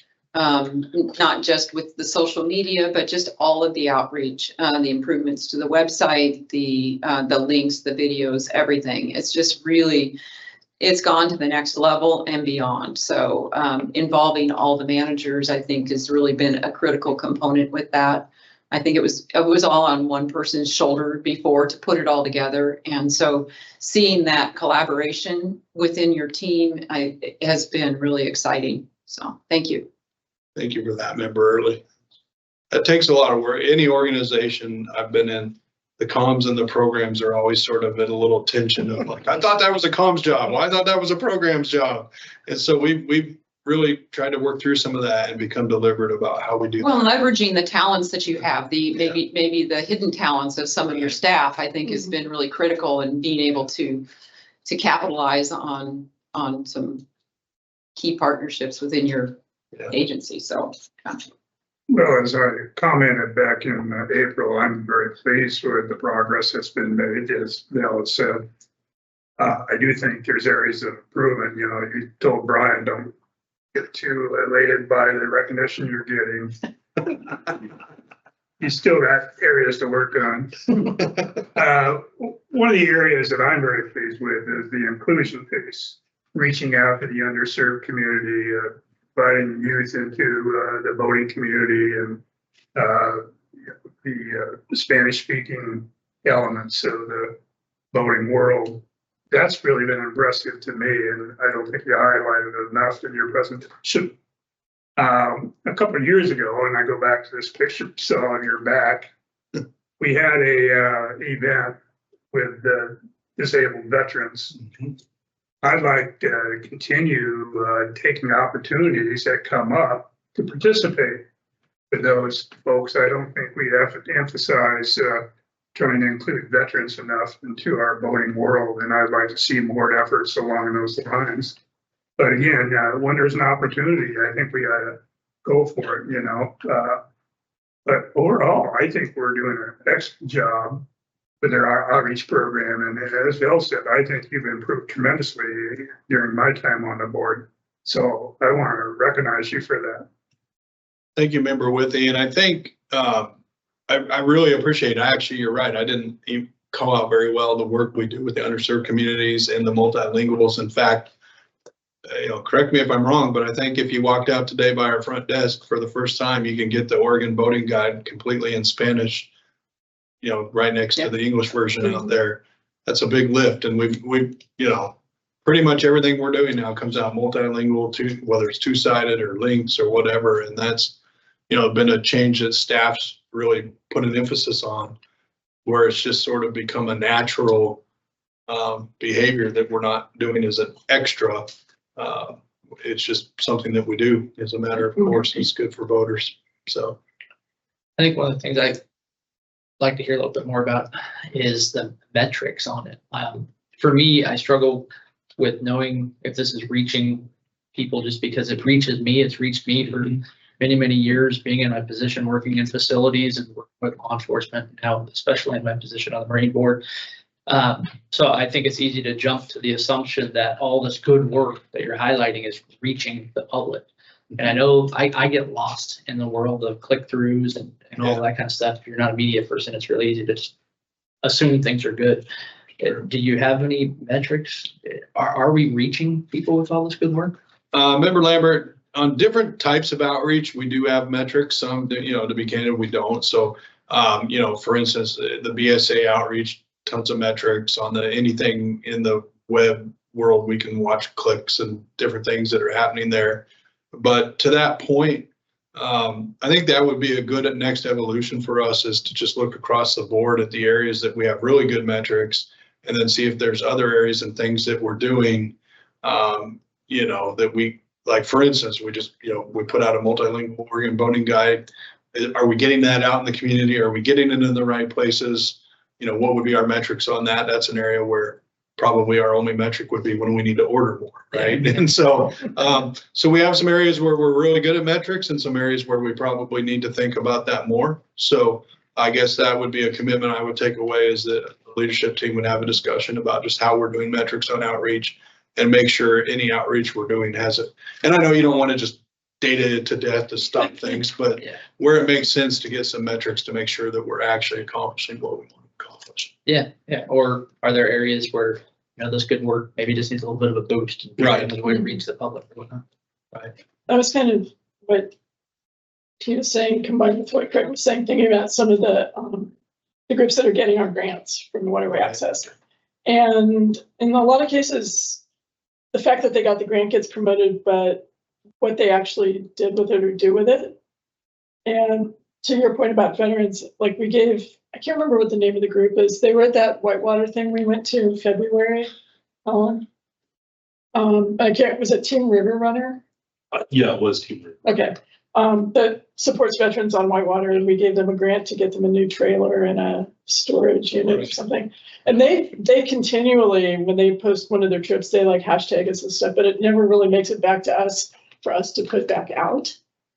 Well, when they hashtag you, it should be, I mean, because, yeah. But sometimes we don't then turn around and say, hey, this is something cool that we did. It doesn't necessarily. The reposting portion of it, that all plays into the metrics that Steve's and like talking the about picture that had the big canoe. Again, those guys do some amazing work with underserved communities, and we celebrate giving them the grants, but we don't necessarily come back publicly and celebrate what they've been doing. I was out 2 weeks ago now, and we didn't physically run into, we came across one of those groups, and it was a group of actually going into first grade and going into second grade kids who were all in a STEM summer camp, learning how to paddle.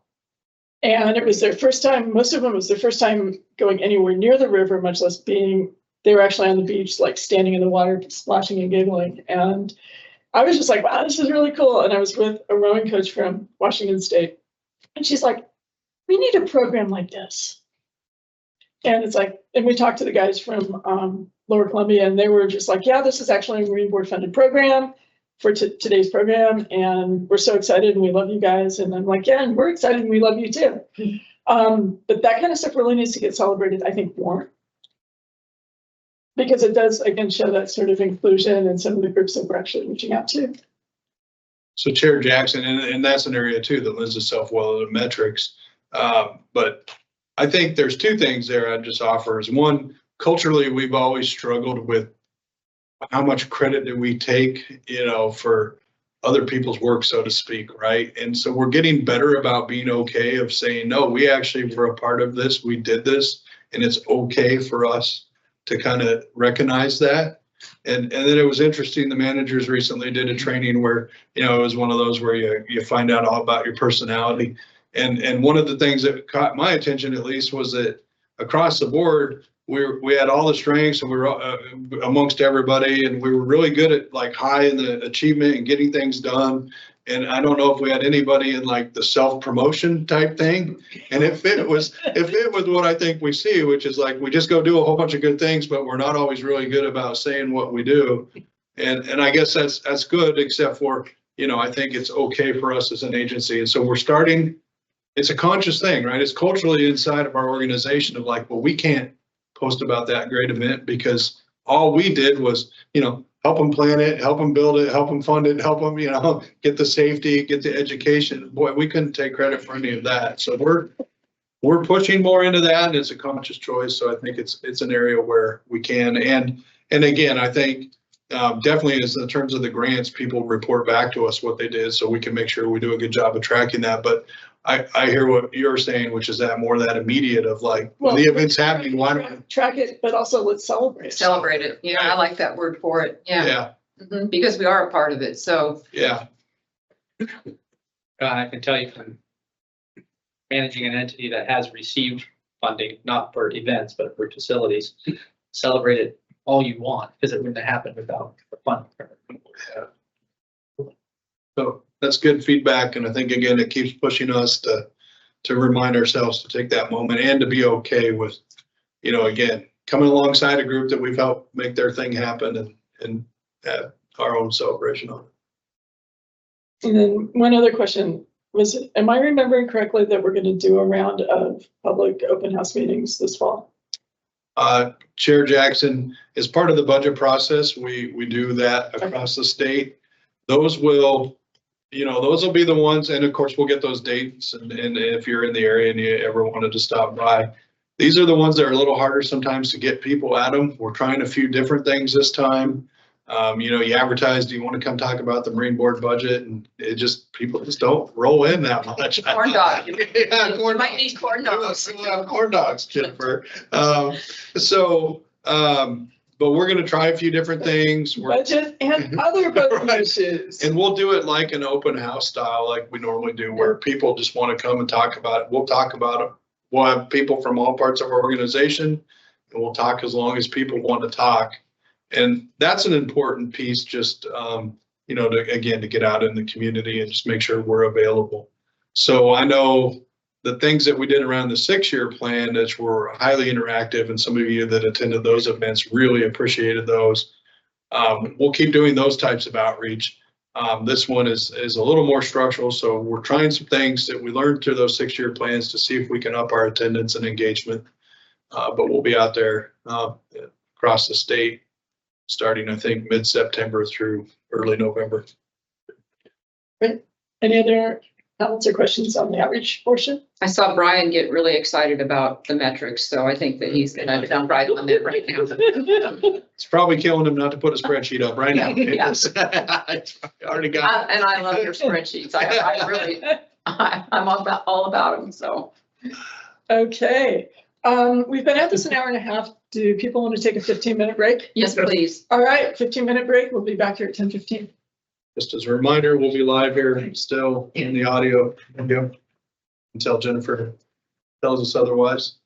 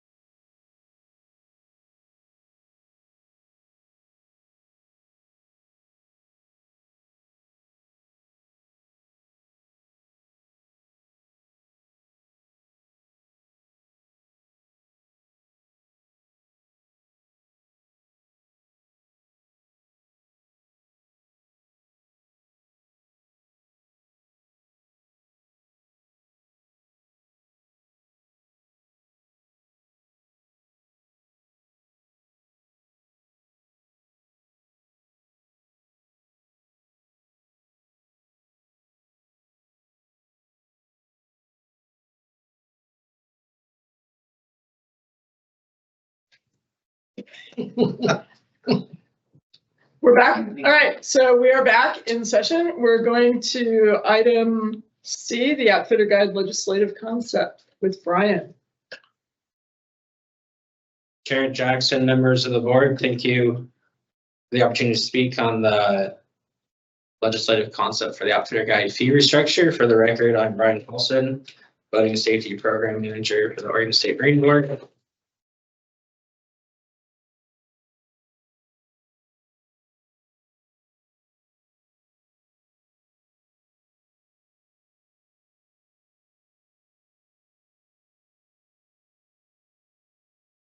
So I believe in April, the board just had a real brief presentation on the Outfitter Guide legislative concept.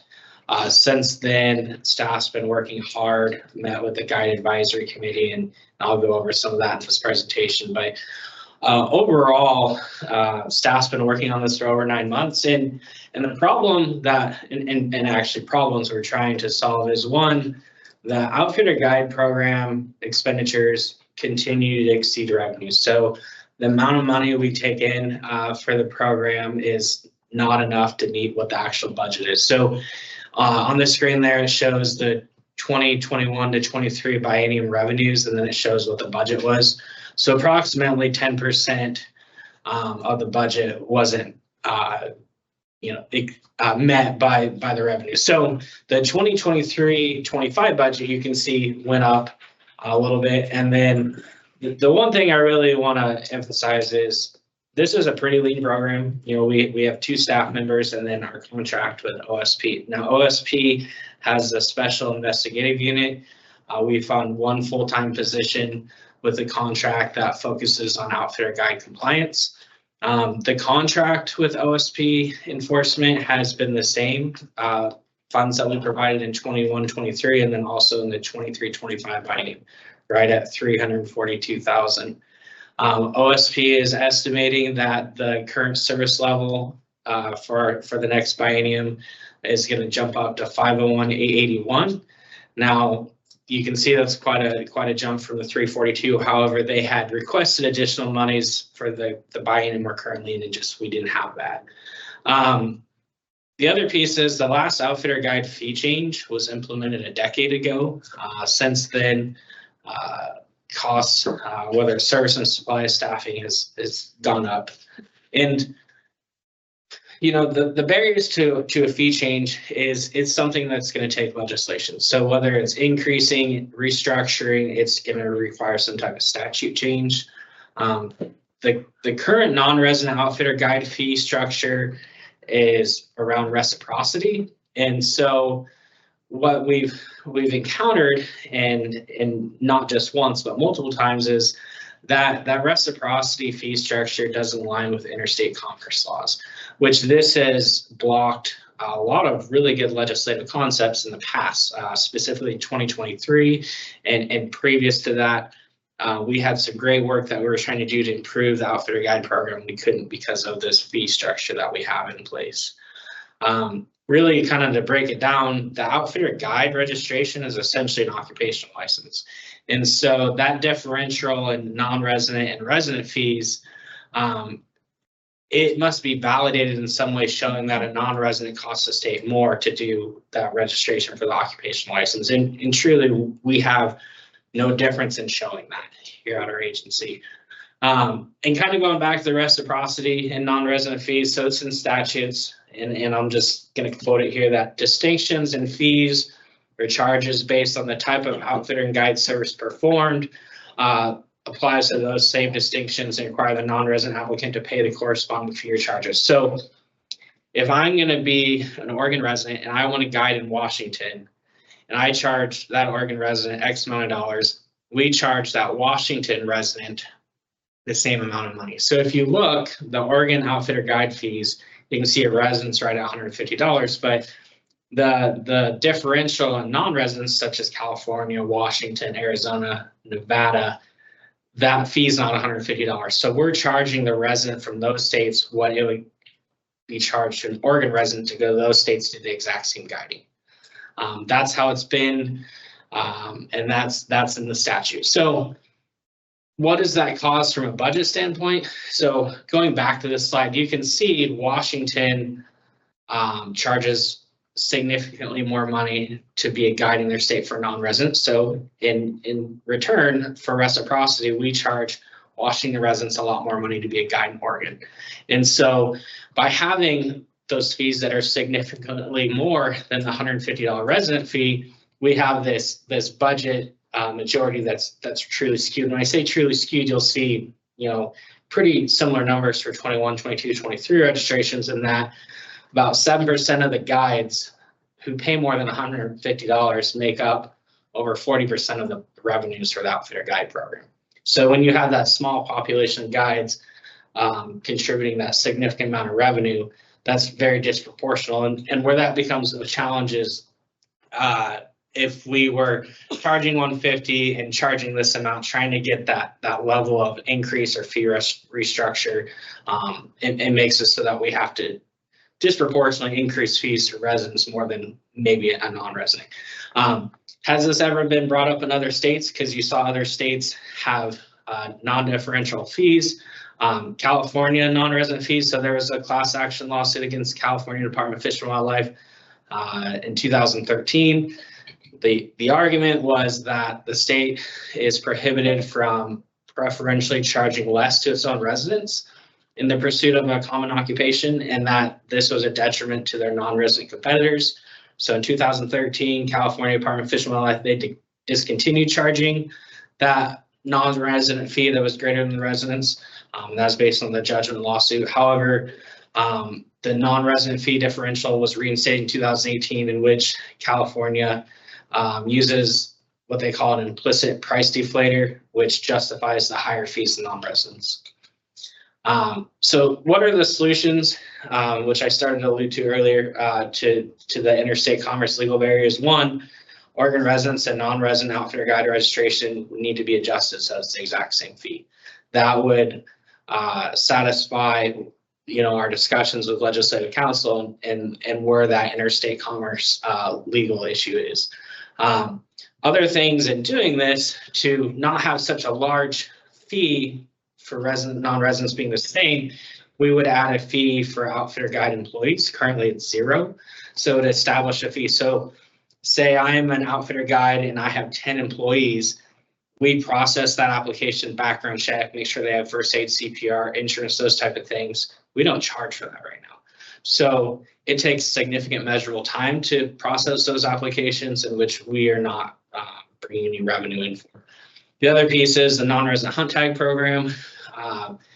That would increase fees. That hasn't been done, and in the exact date I have later in the slides, but that hasn't been in a long time.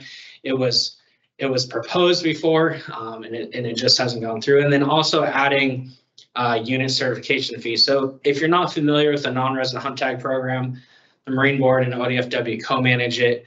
It is a specific amount of deer and elk tags that are allocated for hunting guides to sell to non-residents. It's a draw program. So our agency credentials the participants in the program to make sure they're certified for certain units in the state. Huge administrative burden for our agency, and currently on that unit certification, there's 0 fee. And also, the resident registration fee will need to be increased to offset the revenue gap. I did talk about that. And then the one thing I really want to drive home today is we've had a lot of really great outfitter guide legislative concepts, whether it be the deckhand designation, those type of things that have been blocked due to this interstate commerce. We've had the hunting guide surety bond requirement, which we've advocated to increase to align with really what fees are charged for hunting guided trips. That legislative concept was blocked. The charter boat operated by an outfitter guide. So currently, and not Cindy's here, so she might have to correct me on this, but if I'm a charter boat owner operator and my captain gets in trouble, that boat is shut down. And what we would want to make that change at some point is that it's not all about the boat and the owner, it's about the operator. And so it wouldn't shut down that charter. That charter boat could then be operated by another captain who's, you know, qualified. The deckhand crew member designation right now, if I'm a 6-pack fishing guide and I need to have a deckhand, maybe a buoy 10, that deckhand has to be a licensed outfitter guide, which is the 150 fee. The intent of our 2023 legislative concept was for that to be like an employee in that deckhand who is assisting in providing fishing services, but not captaining the boat, wouldn't have to pay that higher fee. So we're trying to make the entry in an outfitter guide program, you know, less of a financial burden to those crews that aren't necessarily captaining the boats, but helping in that pursuit of outdoor recreation. So there's been a lot of really good legislative concepts, the TIP program, you know, proof of worker compensation for employees, adding arrested and cited on the background disclosures, you know, the out-of-state convictions. And so these are all things that have been brought forward in legislative concepts before. When it gets to legislative council, they tell us that we can't do them because of the way the fee structure is. And then the Guide Advisory Committee, which has really shaped up and modernized this year. We did meet since the last board meeting, and then we also did send out a survey to them. One, this is their busy time of year. Two, it's proven to be a little bit more fruitful to send out a survey where they can anonymously talk about their feelings on this issue instead of their colleagues. But we sent out 5 specific questions, and I'll just kind of go through them individually. And the first was, do you support the proposed outfitter guide fee restructuring where all resident and non-resident registered guides would pay $350 annually? And it was a yes or no, and then please explain. 82% was yes. And then some of the comments were, I support a resident guide fee for $350, but I'd like to keep the reciprocity of out-of-state fee currently being used. Yes, that is a reasonable amount and is fair across the board. Also would make it much simpler. Yes, it's fair and balanced rate for both resident and non-residents Oregon Washington fishing guides. Yes, it just makes sense. It needs to be consistent and with the cost of administrating the program. Then there's also no, I do not support a fee restructure where all guides pay $350. And then yes, for youth guiding companies like ours, $350 would not impact our budget significantly. So in whole, there's support on the yes at 82%. When asked, would you support a separate fee for employees who are not required to be individually registered? Currently, there is no fee, but requires measurable processing per employee. So we're asking the Guide Advisory Committee if they support us charging for employees to be registered.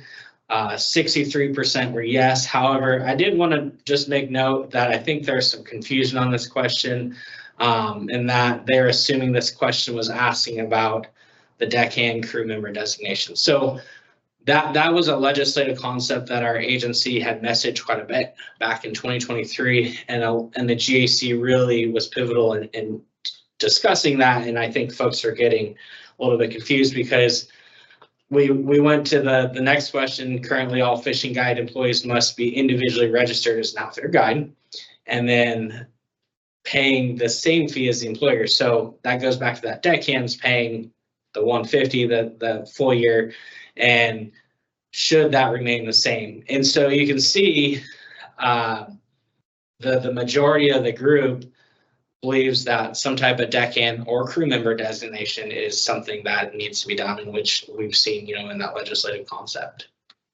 And then, should we require any other guided services to have their employees individually registered as outfitter guides? That was yes, 25%, so majority no. That was essentially, we have that employee fee that we're proposing to establish, and in which they think that the employees shouldn't have to pay the full amount that the outfitter guide would. And then furthermore, Brian, did you, sorry to disrupt your rhythm. You had one, I think that was 18% that you might have, did you cover that one? Mm-hmm. Oh, sorry. Yeah. Apologize. Yeah. We combined it with the one before because they were kind of together. Brian. No worries. And then furthermore, on a scale of 1 to 10, how supportive are you of restructuring outfitter guide fees? The average was 8.5 out of 10, so proportionally 85% yes. And really, the outfitter guide program, the fees, all that, I'll be honest with you, it's a pretty complex program. There's a lot of different decals, a lot of different fees, and this truly strives to balance it out, simplify it, and make, you know, that overall expenditures and revenues meet. I put this table together. I can go line item by line item. Really just wanted to show kind of what the fee restructure that we propose looks like, in which the first line item, that's that annual registration for a resident. That hasn't been changed since 2014. It's currently $150, proposed change is $350. I will note, when we were mapping all this out over the last 9 months, we started out a lot higher than the $350, and we've worked really hard to look at all the processing procedures that we do and what has some type of measurable amount of time to get that fee down, just because we didn't want to have such a huge increase. You know, the piece on the differential on non-residents, that would essentially be a decrease for all those residents that are currently paying more than $150 and then more than $350. So, for example, Washington guides are paying, you know, upwards of $2,500. This would essentially have that Washington guide paying the $350.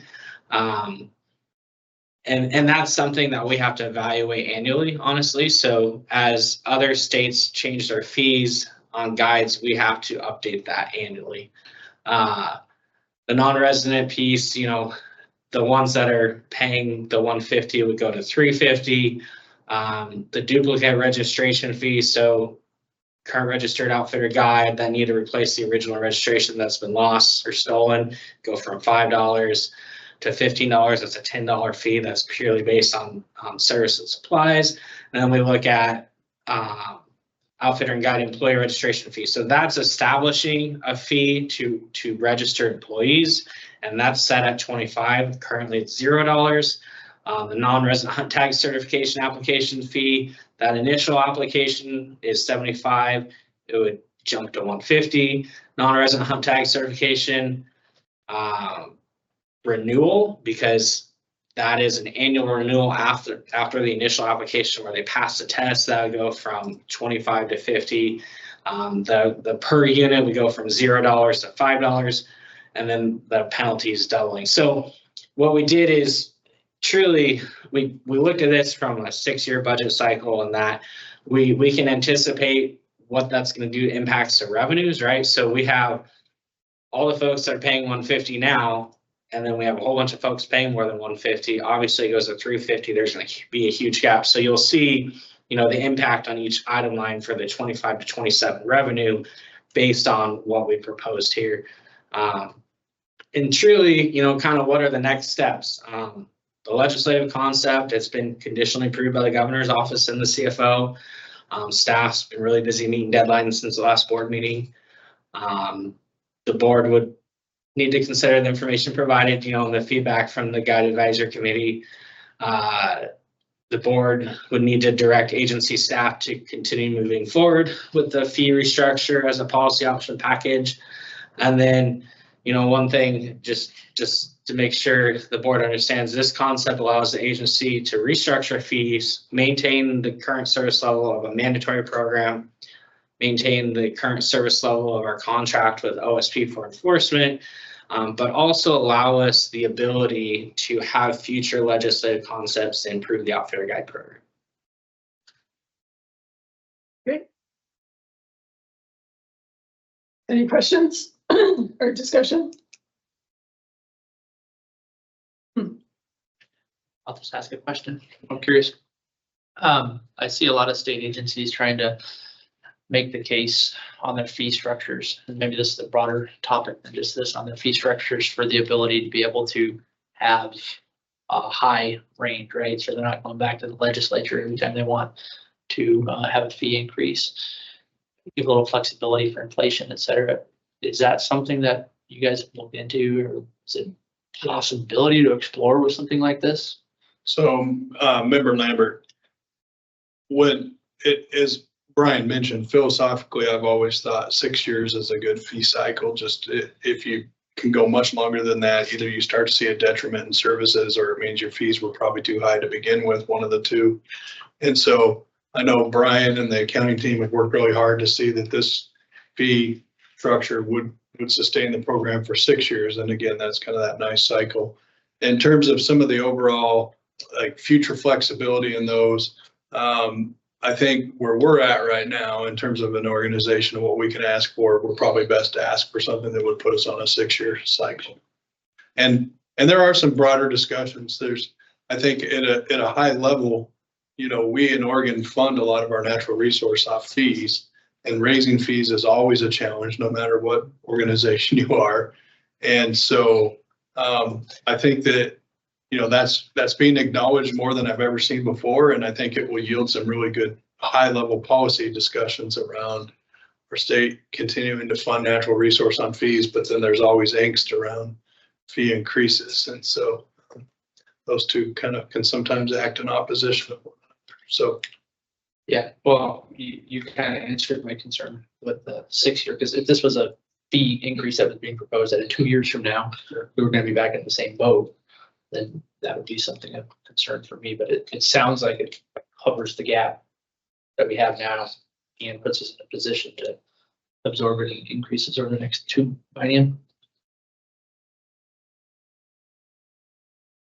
So, Brian, the proposal is to change the fee structure for guides only, not charge fees to deckhands or the employees.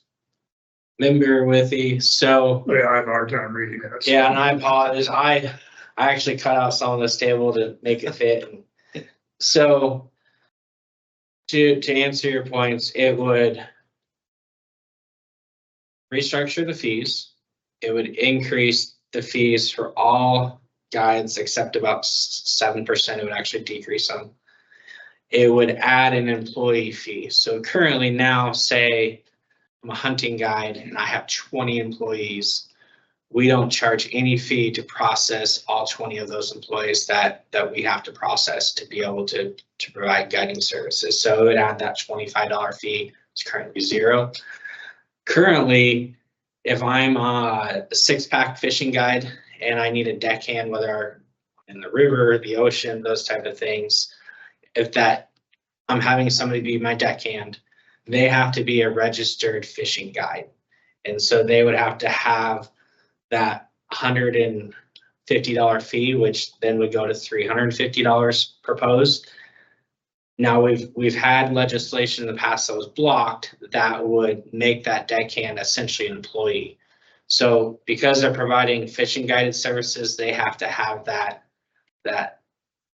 fishing guide outfitter guide credential. And so previous legislation would help alleviate having to pay that higher fee, which our intentions is to have that in the future to help that population of deckhands, crew members, just because they're not captaining the boat. So that's a little bit different jump in pay. And generally, I mean, to be candid, they're younger folks working their way into the industry. And that could be, you know, a barrier for them. So very interesting because, you know, for years and years and years, they have looked at the guide and outfitter fee as being a fee for a registration only, and it was never termed as a quote license. But now you're terming it as an occupational license. Remember early was speaking with legislative council even before we even started down the path of a legislative concept. When they view the legal background of this, an outfitter guide license is, or registration is essentially allowing the guide to do business in Oregon and receive compensation for recreation. So they view it as an occupational license. Now we look at a lot of different things, whether it be their, you know, merchant mariner credential, those type of things to make sure they're registered. But in the overall legal landscape, it's an occupational license. And Interesting to see that change come around. So. And remember earlier, I'd add, ledge councils where I don't like to use the word roadblock, but that's where it gets stopped because they can't draft any other changes if there's parts of the chapter that they believe don't meet legal standards. And so that's where we get into that. But I also want to make clear, because we bumped up against this ever since I've been here because it stopped a lot of really good ideas. So I explored early on about, well, what if we want to disagree with ledge council? what's the course? And they say, well, you go to your DOJ. So we have talked to our DOJ and he agrees with Ledge Counsel on the issue, which means, you know, otherwise you'd say you two attorneys go in a room and see if maybe you can wrangle each other around on that. Once upon a time, you would certainly remember when Jazz Adams was our DOJ. I do believe he had a different opinion, and Yeah. And so Ledge Counsel is an important piece for sure, but we're also in a position now where our own counsel agrees with that determination, and so we don't have recourse, but it's just that's where our legal that's where we're at legally. So how is it that California and Washington can get away with charging? Defer back to Brian. That sounds like a hard question, Brian. And just to be clear, To me, it doesn't make sense Yeah. that our legislative folks are saying you can't do this because of interstate commerce law. But Washington is obviously doing unto us and doing unto us at a very high cost. So I'll let Brian answer the substantive part of that question, but I'll just say, you know, good, bad, or indifferent, somewhere in there, our legislation can't control, you know, right? If they're doing something that might violate interstate commerce, that's a problem with their own, you know, it's a challenge, right? That we can't do but I think there's probably some more nuances to California. So I'll let Brian give the substantive piece of that. Chair Jackson, I can't speak to California and Washington. I do know that, you know, outfitter guides are licensed by the Marine Board, which is a recreational boating agency. When you look at Washington, it's through essentially their Department of Fish and Wildlife, which their jurisdiction authority goes well beyond recreational boating. And so a lot of their authority extends past ours. I don't know how they're able to charge that. I know that there's very vocal folks in the guiding community that question as well, but I don't have an answer. And on the California piece, and on my did you have something? Well, Steph, go ahead and come to the table. With permission of the board, Yeah. I'd like to provide some insight on interstate commerce laws. Yeah, you can have some. Go ahead. So essentially what the issue is, interstate commerce is you can't treat citizens from a different state differently than you treat your own citizens. And so like Washington, I think it's about a $2,500 fee for guiding on the Lower Columbia. They're charging their residents that, and that's, you know, that's fine. So they can charge our residents that because it's equal. California is a little different scenario because they can charge more for out-of-state residents, but effectively what they're saying is it costs the state, let's say $1,000 per guide to administer their program. They're only charging their guides $500, and that additional $500 is coming from other state resources, be it taxes, you know, general fund. The Oregon person coming down and applying, they're not paying that additional $500 through taxes or other funds. So California is saying, well, we're going to charge you the actual cost. So that's why they can get away with paying or charging more for out-of-state guides compared to in-state guides. They're still saying, you know, the program costs $1,000 per guide. We're just charging it, you know, in different manner for the resident versus the non-resident, but they're each contributing that much. That makes perfect sense to me in the sense that they're subsidizing the costs for their residents via other funding mechanisms, but not that. Right. And for Oregon, we haven't showed that, you know, the 150 guide fee for an out-of-state resident is actually costing the state more. Than Go to the California slide real quick, Brian. And I generally don't think there's a problem if we say that, you know, if Oregon wanted to say, well, guiding on the Columbia River is a premium service, we can charge more for that premium location versus if you're in Malheur County guiding. So as long as we're treating every citizen equal. And so just real quick, I want to, the piece that Alan's describing on the California, I believe, and again, we're definitely not the California law experts, so we're, you know, that implicit price deflator and the way they justified it was showing how they fund some of their program through those fees. That's what that implicit price deflator, I think that's our understanding of what that legal argument was. And for like college tuition, you know, taxpayers, some of the college fees comes from taxpayer dollars. So out-of-state students aren't contributing to the general fund from Oregon, so they can apply that to the out-of-state residents. So that's effectively what's going on from the Commerce Clause perspective, and that violates, you know, U.S. constitutional law. And so just to be clear, this did not apply to guides. This applied to commercial licenses. So guides never got a decrease in their fees between resident and non-resident.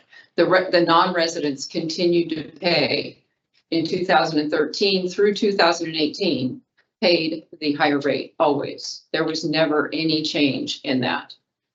okay. And I can tell you, I can bring back all my tax records and show. Yeah, no, that. So and I'm not trying to specifically I know, address but, and I understand what you're saying. from a conceptual standpoint, if the state can show that it costs them X dollars per licensee, whatever that license type is or service is, they can charge out-of-state participants the actual cost versus charging in-state for, you know, licensees us, you know, lower subsidized cost. So when you look at this implicit price deflator, why isn't it that we can't justify that an Oregon resident, an Oregon guide, has an Oregon boat and is paying the boat licensing fees in addition to the Oregon guide licensing fees? Why can't we use that as some kind of a differential between a resident and a non-resident? Because our agency is supported by boating dollars, by motorboat dollars. So I think from the perspective, you know, it costs X dollars to register a boat in Oregon. I don't know that we differentiate that registration expense between a California resident licensing their boat in Oregon. So I think we'd have to look at it in context. And again, I'm not that familiar with the guide program, so I'm not, you know, specifically addressing your question. I'm just saying in general, we're going to have to look at, well, you know, what goes into that license fee for residents versus well, a non-residents. California guide doesn't register their boat in Oregon. They keep their boat registered in California. So I think, remember early, part of the issue, we'd have to dig through some of the accounting, but the guide program is its own. The registration money doesn't flow over to the guide and outfitter program. Correct. So there's an accounting, treasury, budget bill separation there. So it's an interesting thought. But I was going through my mind, you know, again, that's why we're having this conversation. I think the challenge we'd have in trying to show that is there's a clear, going through the budget bill in my mind, delineation on the guide and outfitter program, and it doesn't receive registration funds. Even when there's a loss. Even when there's a loss. And remember, earlier to your point, like figuring out the difference, I would assume that we don't get any type of marine fuel tax credit for the California or Washington guides on the marine fuel tax that they're right utilizing. Right. So, I mean, I want to be real transparent because this is a huge, huge issue down in our area, especially right now. I mean, the influx of the number of California guides down there is a big, huge contingent down there that has actually proposed a $7,000 fee for non-resident guides down there because they're so frustrated with the numbers of non-resident guides that are there. And personally, I think that would only encourage them to just outlaw a guide because they're not going to pay that kind of a fee. So I sat in on the GAC meeting as a board representative and was surprised at the amount of support for for the legislative concept. I will admit that. I do know that there are a lot of, guides from my era who worked really hard to get the reciprocity because of the Interstate Commerce Act, it wasn't, was never felt that it was fair that you go to one state and you pay one amount and then you go to the next state, and you have to pay this higher amount. And yet that person coming in and doing the same business in your state was still paying the lower fee. So I know back when it happened, and yes, when Jazz was at the Department of Justice, that was his opinion, was that it was legal during that time. So, I would have thought that it would have been an easier swallow for many of the people to have the higher $500 fee proposal than it is the $350, because it's significantly decreasing, cutting in half, basically, the price that the California, residents would be paying for the guide registration in Oregon. And Chair Early, I think, to acknowledge that competition, we have some areas where you certainly are in an area that experiences this, Bowie 10. Yeah. We may have some right on the Idaho border, although I don't know that it's ever to the level of the South Coast and the Bowie 10 areas in terms of that. So the challenge is there's things that, Brian has, some of the discussions with ODFW, some of the things around how to look at overall guides and their impact to the resources. And the challenge is again, until we resolve this, it really starts to limit our ability to do other things, which puts us in a position of saying we would change the fee structure before we could go out and have some, further work on that. But I know that, one outcome, if we move forward with this, would be a board direction that staff continues to work with ODFW on the guide industry and just overall where things are and their impacts. And I think that's a discussion that needs to happen anyways, and Brian's already started it. And that's part of what the biggest problem is, down in our area, Bowie 10, where you get an influx of people crossing the border, is the resource allocation. And that's certainly not within, what we can regulate ourselves as a boating agency, but it is a resource allocation issue. And, one of the checks and balances has always been the fee structure for guiding. And so, in the hopes that it would maybe discourage some additional people, but it's not just our area that's being impacted by the regulations in California now. I know it's all up and down the coast. I mean, even as far north as Newport, where you are, Yep. and even as far north as Bowie 10. There are California guides that are venturing all up in that area because they are, in order to make a living, you really have to move around. And so in order to accomplish that, you have to be licensed in all these different states.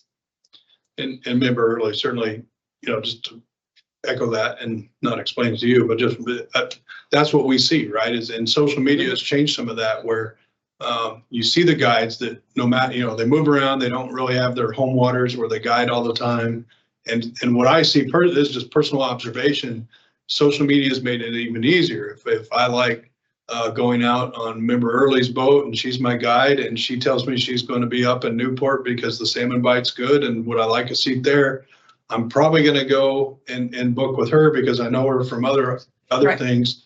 And if she tells me she's going to be over on the Snake River, it's a different, the business and industry is changing and it is more nomadic. And again, I see just significant changes in the way that the guides generate their clients. It's a lot different. Whereas before I might have said, I want to go fish the Rogue area, and people would have said, well, if you want the best, you go book, Member Early. And I would have sought her out and she'd have told me she was too busy for me and I'd had to wait years. But I think that's a shift that I just want to echo. We all see that, and especially those of us that are out on the water fishing quite a bit, see that change.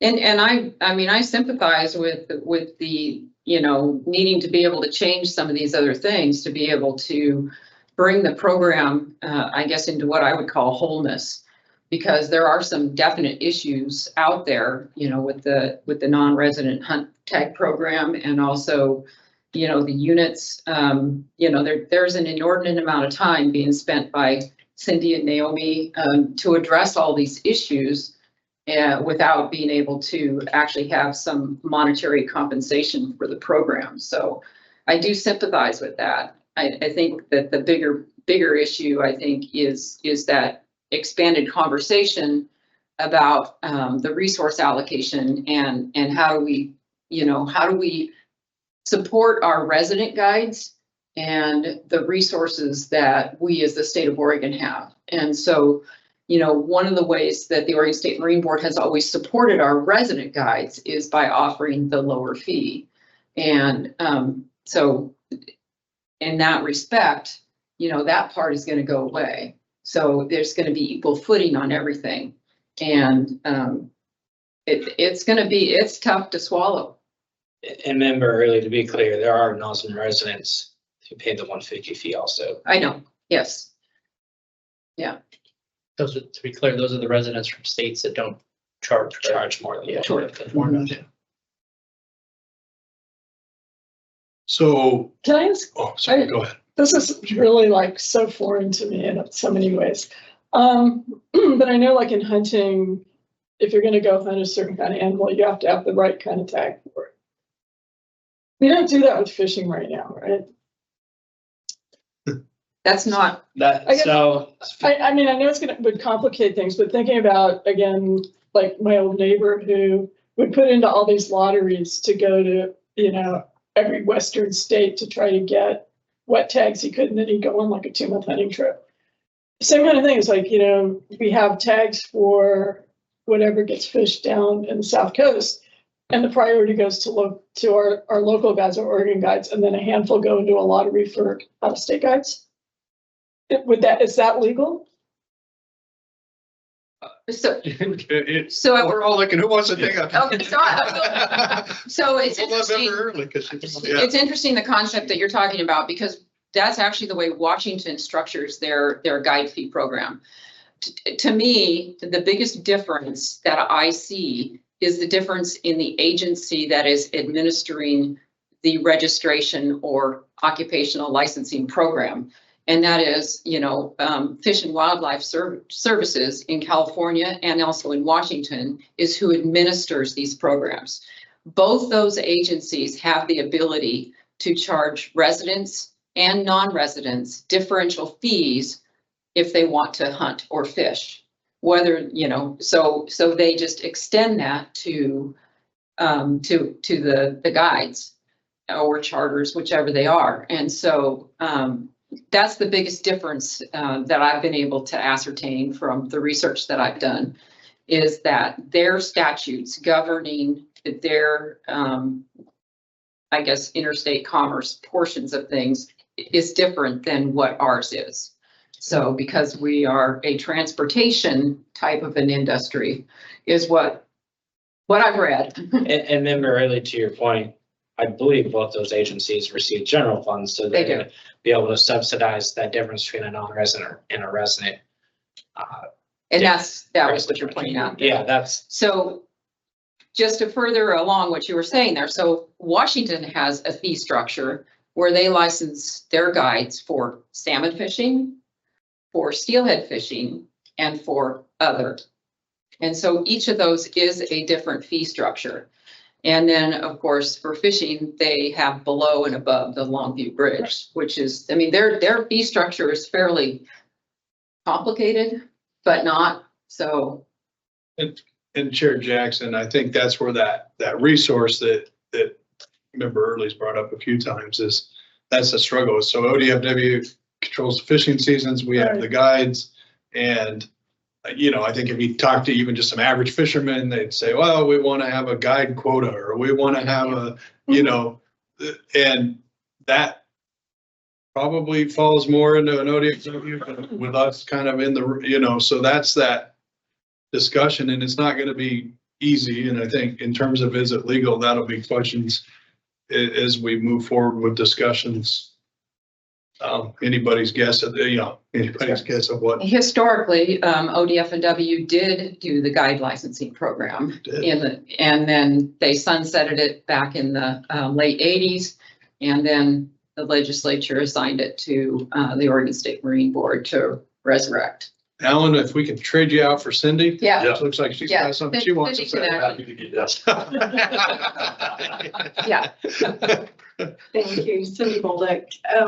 I just wanted to bring up one point to the council, the board as a whole, is that ODFW does have the ability, does charge out-of-state fees for fishing licenses.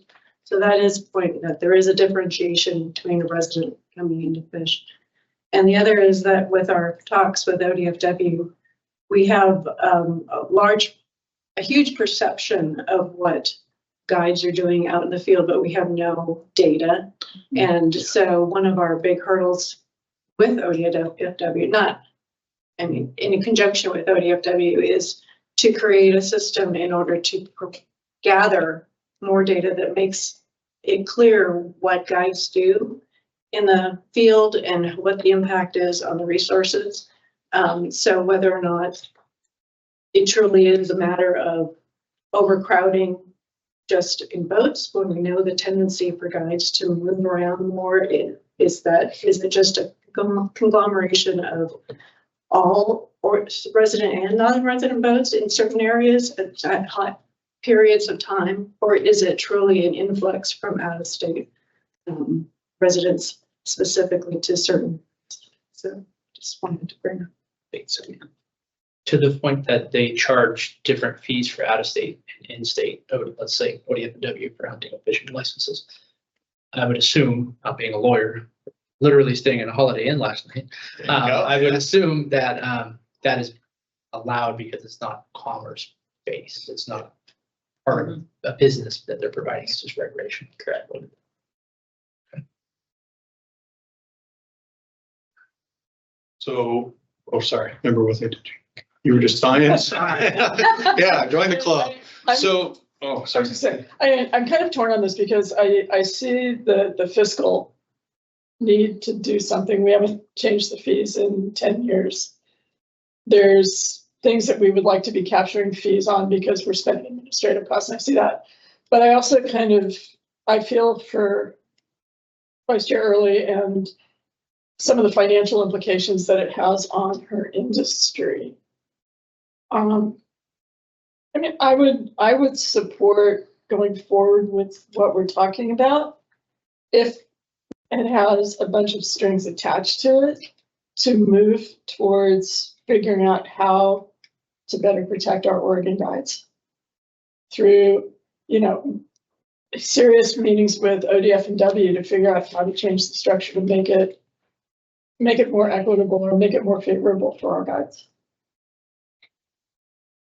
So Chair Jackson, I think along that line, if the strings would come from our board, of course. So I think if you were headed for a motion or something, it would be, if, we would approve letting this go forward, but staff, you need to do X, Y, Z.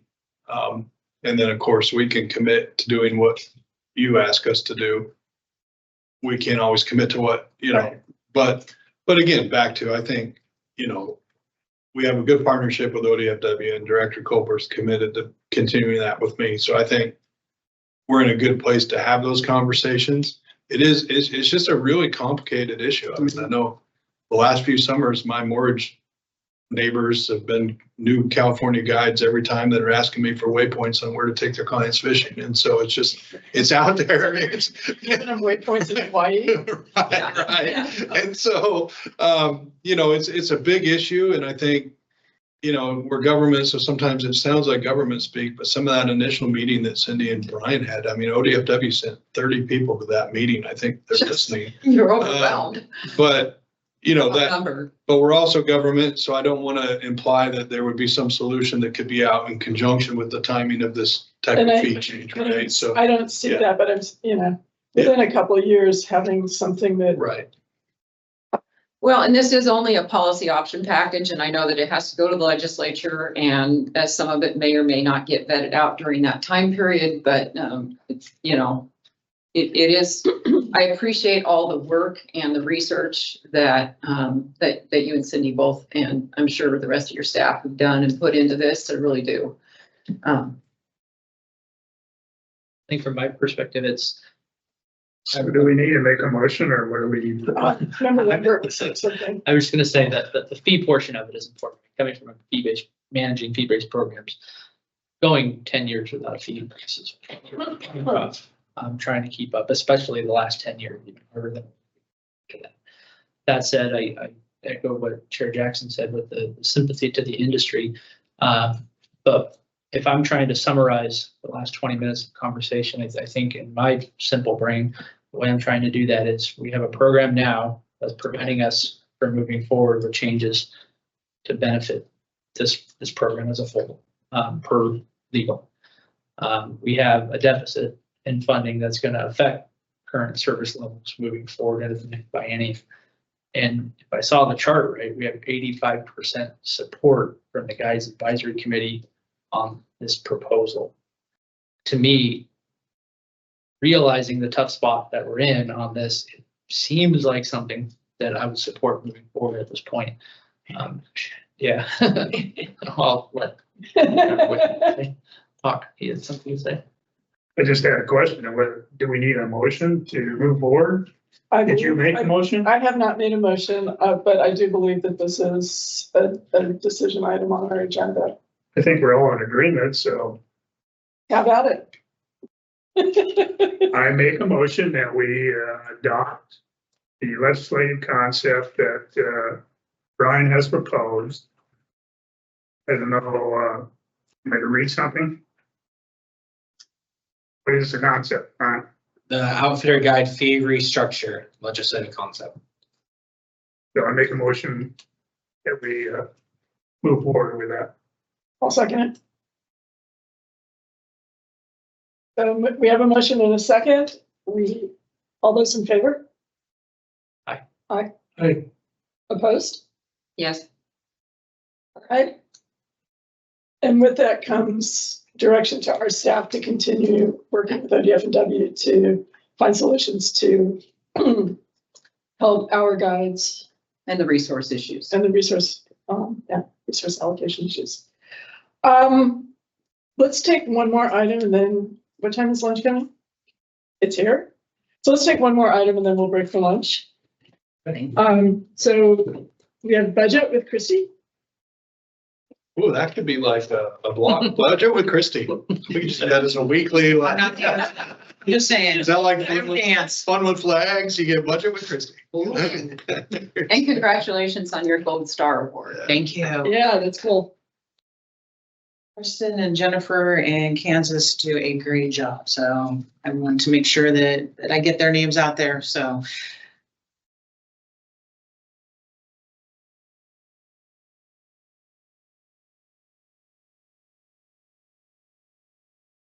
it'll probably be pretty quick now that you guys got the heavy lift out of the way.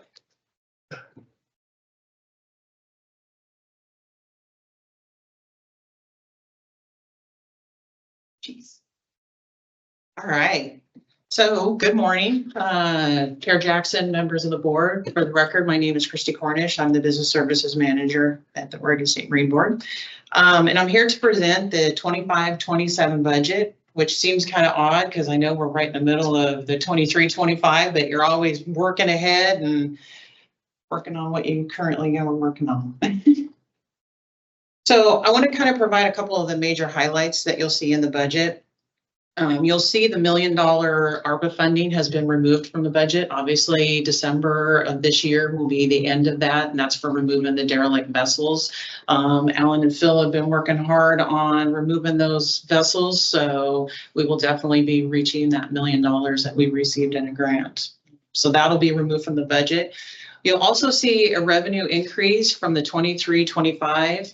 That's typically inflation. DAS allows you about 4.2% inflation increase, so you'll see that increasing. And then fuel tax calculations will show a slight decrease in the number of vessels. However, funding is going to probably be pretty close, and it's offsetted because of the gas tax increase went to 39. Well, it went to 40 cents, but we'll get 39 cents of that for the fuel consumption. And then also we'll be requesting approval to submit the 3 policy option packages, which I'll discuss in the next slide. So the first one, and I brought these 3 up in the April board member meeting, is the waterway access permit limitation increase. We want to increase that by $1 million. This way we just come right into the budget, allowing the facilities group to spend that on grants without having to go to the E-board at this point. And this is pretty much a consistent amount, so we knew we were comfortable with increasing it $1 million, that we'll be able to cover that with the revenues coming in. And then the second one is we want to add a permanent position in the registration section. This will help with improving processing time for titles and registration transactions. And that's going to be adding a public service rep position. So that'll be helping Andrew's crew. And then the last one was the restructure of the outfitter guide. That was what you guys just had a discussion about, and increasing that fee to $350. And here, you guys have seen these graphs before, but I like showing it, kind of gives a good accurate picture of what we're seeing. So total revenue by fund, I just want to put on the record that we don't receive any general fund or lottery fund. This is all other funds or federal funds that we receive. So other funds, excuse me, we're projecting that we'll have about $36.7 million for the 25-27 biennium. And that's about 84% of the funding, with about $7 million or about 16% for federal funds. And then on the 2 right graphs, you'll see the breakdown of the federal funds. So the U.S. Coast Guard is about 69% of the funding of those federal funds. That's the RBS, that goes to the law enforcement. And then the U.S. Fish and Wildlife is about 31%, and that's going to Janine's facility grants. And then on the right graph, you'll see registration and titling is about 46% of the other funds coming in the door, with fuel tax at about 35%. Waterway access, you'll see, is 8%. And then guides and outfitters, 4%. And then the other smaller programs as well is included in there. And then what these graphs are showing is your budget narrative, where those monies are being appropriated to. So law enforcement will receive about 41% of the funds coming in the door. Facilities about 30%, AIS about 4%, and then your admin and education is 25%. And your admin and education, just as a reminder, is your director's office, registration unit, my unit, the business services unit, policy and environment, and then also some voting safety education is included in that 25%. So BSAs are in that, they're not in the law enforcement section. They, I believe, are in the law enforcement, correct? Yes. Just want to confirm that. Another question, can you go back to the previous slide? Yeah. So under source of other funds, the waterway access is shown at 8%, and then aquatic invasive species. Does the waterway access, is that the combined revenue from the sale of those permits, which is invasive species and waterway access? They come in as one, but we have them separated there. Yeah. Yes. Okay, that was my question. Yep. And then on the right graph here, you have expenditures by group. Your special payments is about 26.6 million, about 61% of the funds. That's your law enforcement. That's your facility grants. That's everything that's going back out the door. And then you have personal services at 12.6. That's your staffing costs for all the staff that are doing the good work. And then the service and supplies is about 4.3. That's your pens, paper, leases for rent, any of that stuff. Does your personal services, does that encompass the possible changes that we could see in the pay equity? It would be covered under that at this very moment. You know what, let me think about this. I believe that would already be included in there, because I believe pay equity was already included into the orbits, which would be included in for the 25-27. So yes, it should be in there. Sorry, I had to think about it. So on this one, Glad this I is kind stopped you for a minute. of, this one shows kind of a comparison, just so you can see the 23-25 budget as versus the 25-27 projected budget. And you'll see, obviously, there's an increase of a couple $1 million. Part of that includes interest on the bank accounts that you'll see. So we are increasing considerably with the interest that we are making on the money in the bank. But then this also includes the policy option packages. So it would include if we were to move forward on the outfitter and fee guides. And just to kind of answer real quickly, I know you guys did touch on it, but yes, we did look at the cost because we originally started off at the $500 per outfitter fee guide. And that's when we kind of started to dial it in and trying to get in that 6-year fee increase. You don't want to wait till 10 years, but you don't want to be going back every year asking for more money. So we tried to make sure that we nailed it, and that's when we came up with the $350. And so that does include that in that cost. So that's why you see that increase there. And then the next one is just this one's for number folks. This one's more for graph folks that like to see it this way. So it's basically the same numbers. It's just in graph form. You get to see the increases in each of the programs. So admin and education, law enforcement, and facility programs, and AIS. And that is all I have. All right, any questions? I have a question on the first line. Just learning here. Yeah. About how you guys budget at the state. I think you said the revenue increase. So that bullet point, you were saying that DAS gives you a revenue target number based off of your. Yeah, so what they do is they take a look at your current service level, so our 23-25, and then they basically add in that 4.2 automatically % inflation to our budget. And so that's why you start to see the increase.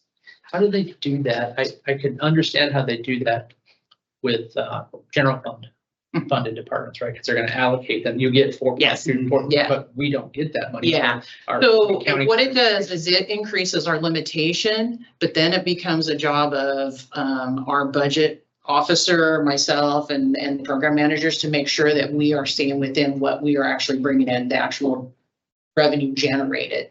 So it does increase that limitation, but then we also have to look at what is it that we're bringing in. Remember, Lambert, you're touching on a pain point for every other fund agency. Is Yeah. that when things roll out, you often hear, well, it just gets tidied up in your budget. It's like, right, but we don't get the cash. We just get we get the permission to spend it, but we have to come up with the cash. So, I sit on a small boards and commissions group, and we've probably been whining or screaming, depending on which way you want to frame it, more this time than ever about, some of our fee increase discussions even had to happen 6 months ago, and we're just now getting some increases that we're having to deal with. We don't get the cash, we just get the limitation. So you're tracking well. Yeah. The way that it works. So then follow-up question on that. If we're getting that 4.2% authorization to spend, but a good portion of both of our major chunks of our other funds, registration and titling and gas tax, are going down. Those two got to cross at some point, right? Right. That doesn't reconcile. Yes, correct. So could we be operating in what you consider a budget deficit? Yes, you could. And that's where you would end up relying on the money that's in the bank. And also making sure that you manage those funds. So if we have to start cutting back on certain things, that would be something that we would have a discussion internally here on what does that look like? But yes, it gives a business service manager heartburn for sure. Because you really do need to make sure that you're watching all the numbers that are coming in. And so registration and fuel tax are huge. And we had this discussion in the last board meeting that is a concern. But as a business service manager, I don't want to freak anybody out, but it is something that you do have to think about. Yeah. And then we have to work with program managers. And if I remember right, this 25-27 is the final 6 years of what our fee increase was. So it's conceivable that during the next biennium, we would be going back to the legislature with another policy option package with a fee increase for registration and titling. And I mean, we also talked about that with regards to waterway access. Yes. A year ago, that we were Yeah. gonna give it another biennium. Mhm. So there may be Yeah, changes because in that source too. all of the programs, well, all of the funding and the budgeting that Larry's done with the programs here has been over that 6-year cycle. Right. Spot on, remember earlier, we'll probably have to have those discussions in about Yeah. another 18 months. And so, and Probably just, start them in 12. yeah, just so the board knows, we're actually as a leadership team already starting some of Yeah. those discussions about options and ideas and, you know, what values do we return to voters and all those things. So we don't just come with a percent ask that doesn't tie to something. So, we'll have some great ideas, I'm sure. Right. Yeah. Any other questions or comments? Do I hear a motion? Do we need one? Oh, we need the board approval. Yeah, I would make a motion to approve the budget for the 25-27 fiscal year. I'll second it. All right, we have a motion and a second. All those in 2 seconds. All those in favor? Aye. Aye. All right, the motion passes. Let's take a lunch break. Gotta go make sure I'm still parked in the shade. Oh, yeah. Mhm.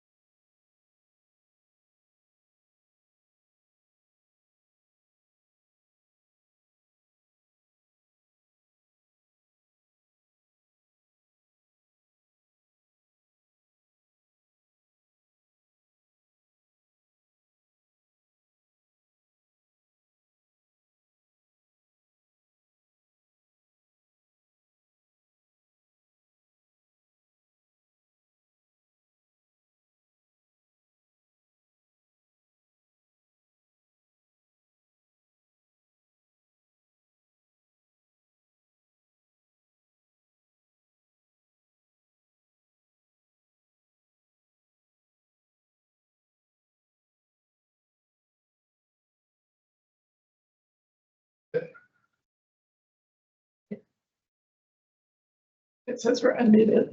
Yep. Or it says unmuted. Oh, you still have the pop-up. Yeah.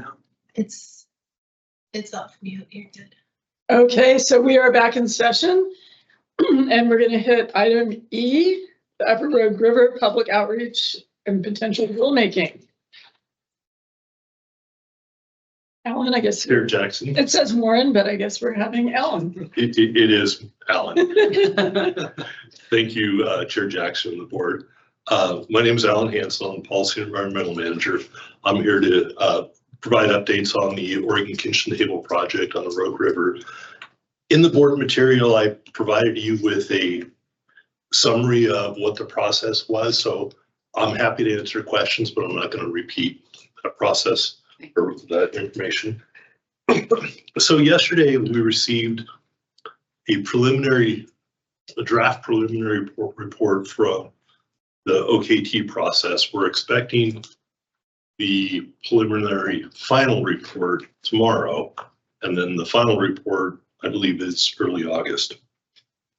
So through this process, there was approximately 3,000 participants overall in the engagement activities. Over 2,000 people submitted surveys, and I believe they said there was about 500 people who attended in person to the 4 events. And so there was a fairly high level of participation in this process. I'm not sure how much we anticipated, but we certainly got a high level of participation. So a couple general themes from that process. People highly value the river. Different stretches are appropriate for different activities. There's disagreement as to what should and shouldn't be allowed. There's a high level of conflict amongst the participants. And some of the things that they were looking for would be increased regulation in commercial jet boats, mini jet boats, or commercial rafting, separate motorized and non-motorized uses, ban commercial jet boats on the entire or certain sections. So they've requested certain rules to be put in place. They also have concerns regarding erosion, fish habitat. Those are things that we're going to need the support of DEQ, ODF, and W to address. But I think the goal is, at this point, we have evidence that there's a significant amount of controversy. And so I think it's appropriate that we would open up a rulemaking process to allow us to further delve into this. The plan would be, for now, if you could open up the rulemaking in October, we'd bring back options.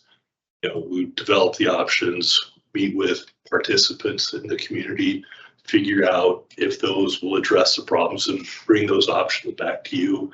And then you guys could determine if we want to move forward with actually developing rules or selecting one of those options. And of course, do nothing would be one of the options. And then, they would vary. We'd probably have one, separate the river into 2 sections, depending on the boundary, and those are things that we'll figure out and present to you at the October board meeting if you choose to move forward. And in participating in the process, there's been an ongoing controversy. So I think it's also appropriate that we do open rulemaking, just so that, and regardless of what happens, so that we can resolve that, yes, the Marine Board is going to do something, or no, the Marine Board doesn't think there's an issue that we're going to, is appropriate to address. So I think going through the process, regardless of the outcome, would be important. And so just for clarification, because of the process, and a lot of people don't understand that just because we open rulemaking doesn't mean we're going to make rules. It just means we're going to do our fact finding. We're going to engage, because one of my concerns is that through the process of the Oregon Kitchen Table, yes, they had 3,000 participants. Yes, they had, with the surveys, they had 500 people that participated in their events. How many of those were repeats? how many of those were the same people at each of the events? How many of those surveys came from individuals and weren't just repeated? Yeah. So there's not a lot of, there aren't any metrics that show that that data is actually reliable. Correct. Absolutely. So that would give us the opportunity to really vet the results of the OKT process, gain an understanding for ourselves to understand what's fact, and then present to you guys to determine how you want to choose to move forward if you choose to move forward. So just as a follow-up, and because you were a couple minutes late. I appreciate that. Thank you. I want to ask you, so when we actually decided to continue with the Oregon Kitchen Table process, one of the reasons is because we had never engaged as the Oregon State Marine Board in this process before and seen it work.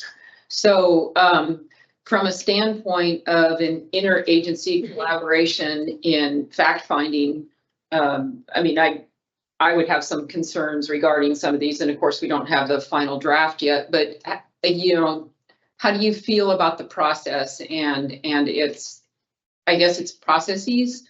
Do you think it is a valuable tool to utilize in the future? So thank you, Member Early. I think it is valuable from the perspective, it separated the agencies from the process, because one of the things that I think they did a really good job at is, find out what the community wants. And so it took the focus away from the agency so that the people weren't coming and saying, you Marine Board, you need to do this, you need to do, X, Y, Z.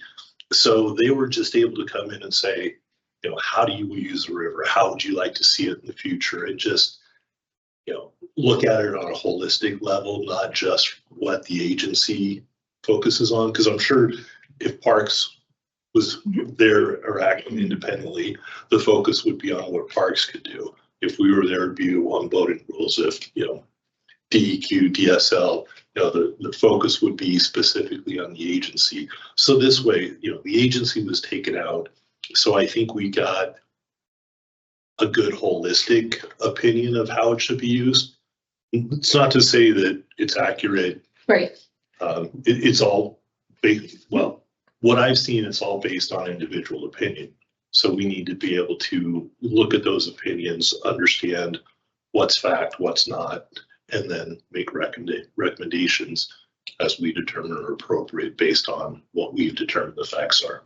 Well, one of the advantages that I was looking at for the Oregon Kitchen Table process was just what you are highlighting right there, and that is the interagency collaboration, or bringing all together those agencies. Because as a boating agency, there have been times when we've tried to engage other agencies and have not been successful. So that was the part that I was super excited about, seeing this process work and how it would work. So thank you. Yeah, and I think, at this point, what I would like to see is, there were participants from Parks, ODF and WDSL, is if we could meet as a group of agencies and figure out what all of our takeaways are from the process, so that we can kind of allocate that says, okay, Parks, maybe you need to do X, Y, Z, DSL, here's your piece, Marine Board, here's what we can do.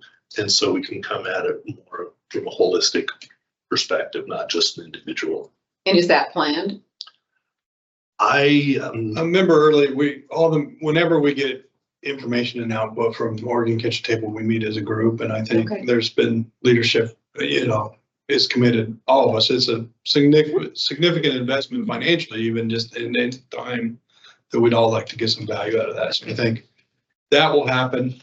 The Marine Board is probably a little ahead of the curve of some of the others of talking about it, just because boating was a big piece of the conversation. And as you know, our processes take a lot of time. So we did discuss waiting until October when some of that final piece was done, but we thought today it's just sort of that opening that doesn't really commit you to doing anything other than asking staff to explore and bring back. And we would expect at the October meeting to have some invited testimony, including kitchen table people coming and presenting, folks from the jet boat industry coming and presenting, people from the River Guardians, the Rogue River Guardians presenting, just to really give the board a chance to dive in and have discussions with people. That seemed to work well on some of our other issues, is to pick out some key leaders and let you have a focused conversation. Would that be in a workshop type setting then? That's the anticipation, member early. So I guess precursor to item G is that we would anticipate at the next meeting, which is, and I'll remind you all, the 22nd and 23rd, not the 23rd and 4th, as it says on the agenda. The Tuesday afternoon, we would do that invited testimony piece so that you all had time to hear from people in the community directly and to make sure that we get a real balanced viewpoint so that you hear from that. And then, you know, as Alan was mentioning, between now and then, if the board was to open rules, our job as staff would be to start trying to formulate some options and rule language so that you could think about that in October. And as always, and I know many of you have been a part of it, just because you open rulemaking doesn't mean you always have propagated rules. But my concern is when we open rulemaking, we're taking the lead on the issues, and I haven't really seen the report, neither of you. So I don't know that we've allowed the process to play out yet before we take the action to open rulemaking. I'd like to see the final report, and certainly after the final report, all the participants are going to have comments and input. I think, in my view, we need to see how that goes and let the process play out before we engage in rulemaking and our own hearing, our own process. I'll just add, I went to your questions. Remember earlier, I went to 3 of the 4 meetings. The first one that was virtual was pretty dismally attended. I think there's only like 20 people on the virtual call, give or take a few. The 2 other ones were pretty well attended. There were repeat attendees, absolutely, at those, and then some new faces in between. But while I thought that the process was helpful in bringing the agencies together, absolutely, there were representatives from all 4 agencies there, and it was a collective effort to the public. You could tell. It did paint a very broad stroke conversation. I mean, this section of the river that we're talking about is super complicated down there. I mean, there's different issues, whether people have issues or concerns with commercial jet boats or recreational jet boats or mini jets. There's a whole bunch of different issues, and those are very specific to different stretches of the river. And a lot of that detail wasn't really kind of presented by the Oregon Kitchen Table team. It was really just a handful of questions that were asked of, do you think nothing should be done? Do you think education and information should be, enhanced, or do you think we should go towards some sort of restrictions? And I think a good portion of the people just said, yeah, we should go towards restrictions. And the restrictions that were being thrown at were pretty vague until you started asking follow-up questions and really digging in. So I think some of the information that came, what will come from that Oregon Kitchen Table process is going to be really broad.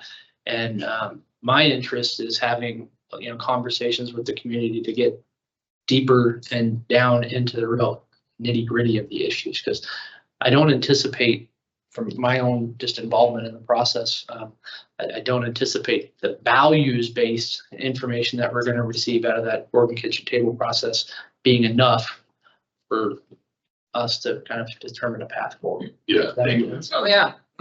Yeah. Thank you, Member Lambert. And what they're going to present is, the very broad. They're not making recommendations as to what an appropriate rule should be. Mm-hmm. And so I think regardless, we understand what's coming back. The general information, just a summary of the process. And like you said, you had attended 3 of the meetings. I attended 2. Phil attended 3 as well. And so we have a fairly good understanding of what the conflict is and what some of the community members wanted to see. But I think it's, the value is going to come moving forward, and having the Marine Board and the other agencies really, come up with some concepts and present those concepts to the community to see if that's something that they would think appropriate. And of course, what you would think appropriate. I tend to agree with, my vice chair earlier was saying that having gone through a real controversial river stretch a couple of times, there's this perception like a popularity contest, and the form letters that all say the same thing, and the form letters that don't even bother to change, like, hi, my name is, and I live at. So it's, and like the folks were saying today, one of the phone calls and the people that came in person about a lot of disinformation and misinformation being thrown around. I mean, I think opening rulemaking gives us a chance to delve deeper into what is fact, what is misinformation being propagated. And I mean, I think there may be merit to actually changing something. There may not. There may be merit to doing nothing. I don't know enough about it. So I would support opening rulemaking and having some kind of, like we did on Newburgh Pool, where we had like several different panels of people come and present their views, and that we could talk to them in an informal, somewhat informal setting. So you would envision some type of advisory committee being? Not really. Remember, I think it was like 2019. Yeah. We went down to the ODOT Mhm. and there was just like 4 panels of invited folks of homeowners and boaters and law enforcement and whoever. And they kind of presented their views on the issue. So we're really still developing the issues and concepts that we might move forward with as far as rules or whatever. I think just clarifying the issues. Yeah. Because what it sounds like they're gonna come back is that, you know, these concerns that they have, the majority of the people are suggesting regulation. Whereas if we go out and we do our own fact finding and we find that, you know, additional regulation may not be the avenue, maybe it's additional education. And so, but without having the formal process. And the other thing that I'll say is that opening rulemaking now makes sense to me, because knowing how long the process is, if we did decide by spring that some form of rule would be necessary, then we would have the opportunity to possibly put that into place, not before maybe next season, but, you know, potentially some kind of a rule could affect businesses. And businesses need to plan for future activities. And it's only courteous that we try to accommodate that timeline. So I agree with everything you said, but it seems like that was the intent and purpose of the kitchen table process. And you're saying that's not going to achieve what we really want. It doesn't sound like it. That's more of a, if according to what Alan and Steve were saying, or I'm sorry, Member Lambert, were saying, is that it really was more of a broad conversation and it wasn't coming back with it. I think I had the same vision that you did, was that we thought that they were going to come back with actual recommendations, but it doesn't sound like that's the case with the Oregon Kitchen Table.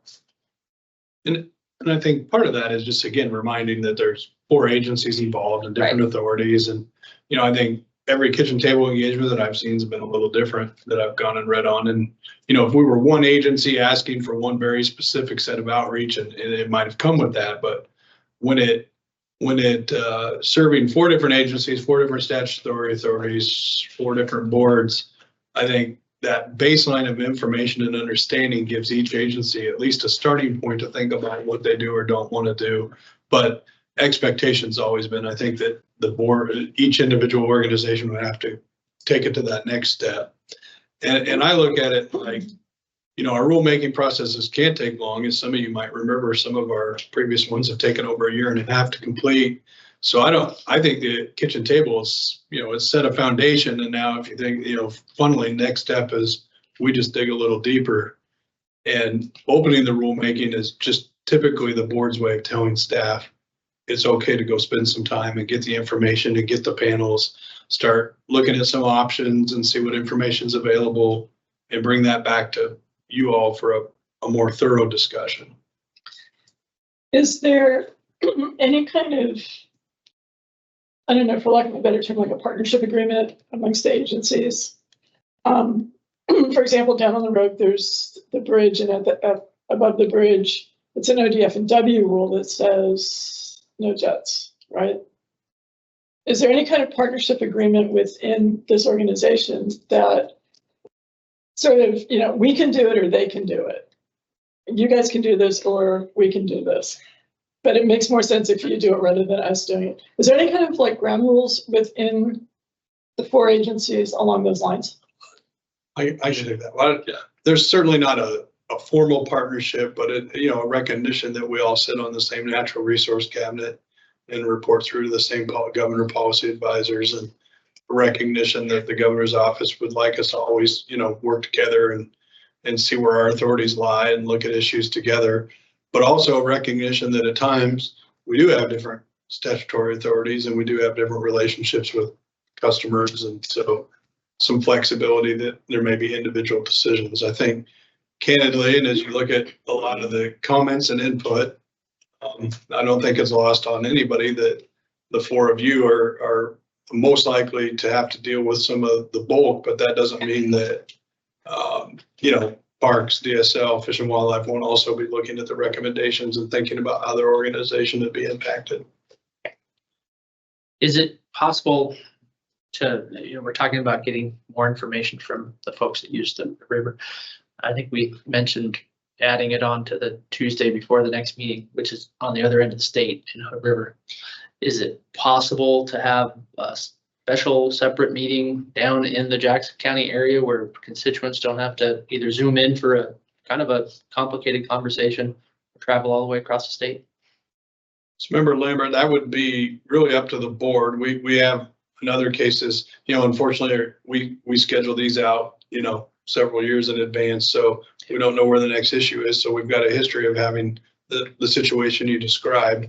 When we do staff-led meetings, they're in the community. So, you know, at some point there'll be some, if we continue down the path further past October, there'd be rule hearings in the community. There'd be those things, and those are done with staff in the community. But it really is the board's prerogative on that. If you would prefer that to be in that area. But we have good, bad, or indifferent in the past stuck, you know, again, because we schedule them out and kind of get things going, but certainly that has always been a challenge, right? Is we don't know where the next issue is going to be when we schedule them 2 years out. Yeah. Well, and does the workshop need to be done in conjunction with the board meeting? No, you know, remember early, and I guess always, if the board said, you know, we would prefer to do this in the area, what we would probably do in that case would be just separate that. I think it would be beneficial to have it before the meeting in Hood River. So probably, I don't know if that's a week or 2 or, you know, what makes sense there. And then we would just schedule it and notice it as a separate meeting. And we certainly have plenty of time to meet all of our noticing requirements to do that. So yeah, I would, just because we're talking about a large number of folks who live down there, I would prefer that we go to them rather than having them all have to go to Hood River or somewhere. The other thing is this is an area I'm not super familiar with. Okay. So I personally would like to go down either with somebody who knows the area well or on my own and just kind of put the words from paper to actual dirt on the ground or water in the river. So I actually can really see like what it is we're talking about. I would totally agree with Chair Jackson. I think starting this conversation in this capacity, a lot of people that are concerned with this stretch of the river, long history. We've been talking about this for a few years now. I think we owe it to that member of the state, those members of the state, to have that conversation down there, at least kick this off and go from there. We had a lot of folks, was it 2 years ago when we had our meeting in Medford? Goose Bay, we had one where we had one. I thought we had one in Medford or Roseburg. I think it was in Lapine. Yeah, it was in Lapine that we had so many people. Lapine. Medford. It was. I'm thinking of the Medford one where a lot of people were talking about the jet issues. Okay. So, yeah. Yeah. It was the night before Climate Falls. Yep. So So if the board, it sounds like there's, you know, if the board opens rules, it sounds like there's also some thought that we would do that. I would say procedurally, what would be good is rather than trying to select a date now, that if the board says we'd like to do that, after the meeting, Jennifer would start to work with all of you to figure out availability, somewhere to have the meeting. We would start working with the panels. And I do think it would be good to have that a week or two at least before the main board meeting in Hood River, so that then the board can, in October, formally, you know, no decisions would be made in the local meeting. You'd be gathering information, but then you'd be set to do that. And I think my only other question, certainly the invited panels with extended time and Q&A, is would the board at that meeting also just want to take general public comment like we do at a meeting where people get their For sure. 2-3 minutes? I think so. I mean, this conversation's fascinating for me on multiple levels. I think the part that's missing for me that maybe could be filled in potentially with some of these conversations is just the data to go along with it, right? There's a lot of feelings, there's a lot of emotion, there's a lot of history here, and a lot of those emotions are coming through in people's conversations that I witnessed at some of these kitchen table meetings and at written testimony. But the law enforcement data isn't there, safety data isn't there, and so far the impacts, environmental impacts, I haven't seen any data that's there. And for me to make a decision as severe as restricting use for perpetuity, I'm going to have to see some data. So my interest in this is just continuing the conversation a little bit and give folks the opportunity to fill in the blanks that maybe they didn't get in this OKT process and go from there. 100% agree with you, Lambert. I think that would be our goal, is to start gathering data, really understand the impact of the problem, and then develop some options based on that rather than pure emotion. But that said, I do think emotion is probably an important consideration, because unless we can bring the temperature down, there's going to be a continued, conflict down there. So that lack of data was exactly the reason why I was hesitant about rulemaking. If we're going to gather that data through rulemaking, it's always so good. Because I was hoping the kitchen table would provide me that data, and it apparently it's not going to do. I don't believe that's part of, because in the process, they really weren't requesting data. Yeah. They were requesting, opinion, vision, those types of concerns. So our role will be to provide the data. So I'd like to make a motion that we open rulemaking for the Upper Rogue River project and schedule a workshop for sometime before our next Oregon State Marine Board meeting, preferably in the area of the subject of study. One question is, do we have any issues that you can think of today that says, no, we're not going to consider XYZ, just so we have some sideboards moving forward? So while we'll be putting that meeting together, staff will also be gathering information. So just kind of as always, as you consider the motion for Member Jackson, I think it would help staff if there's just complete non-starters and we don't want to go, start Sure. doing that. I think that could be discussed outside of the actual motion. Okay, I apologize. No, I would second your motion, and because I think it's really important that we collect the data. So we have a motion and a second. All those in favor of opening rulemaking on the Upper Rogue, say aye. All right. Aye. No opposed. And so let's take a moment to talk about what some of those sideboards might be for development of potential rulemaking. I think we've discussed a lot of the data that we would like to see. Does anybody want to contribute some sideboards? I've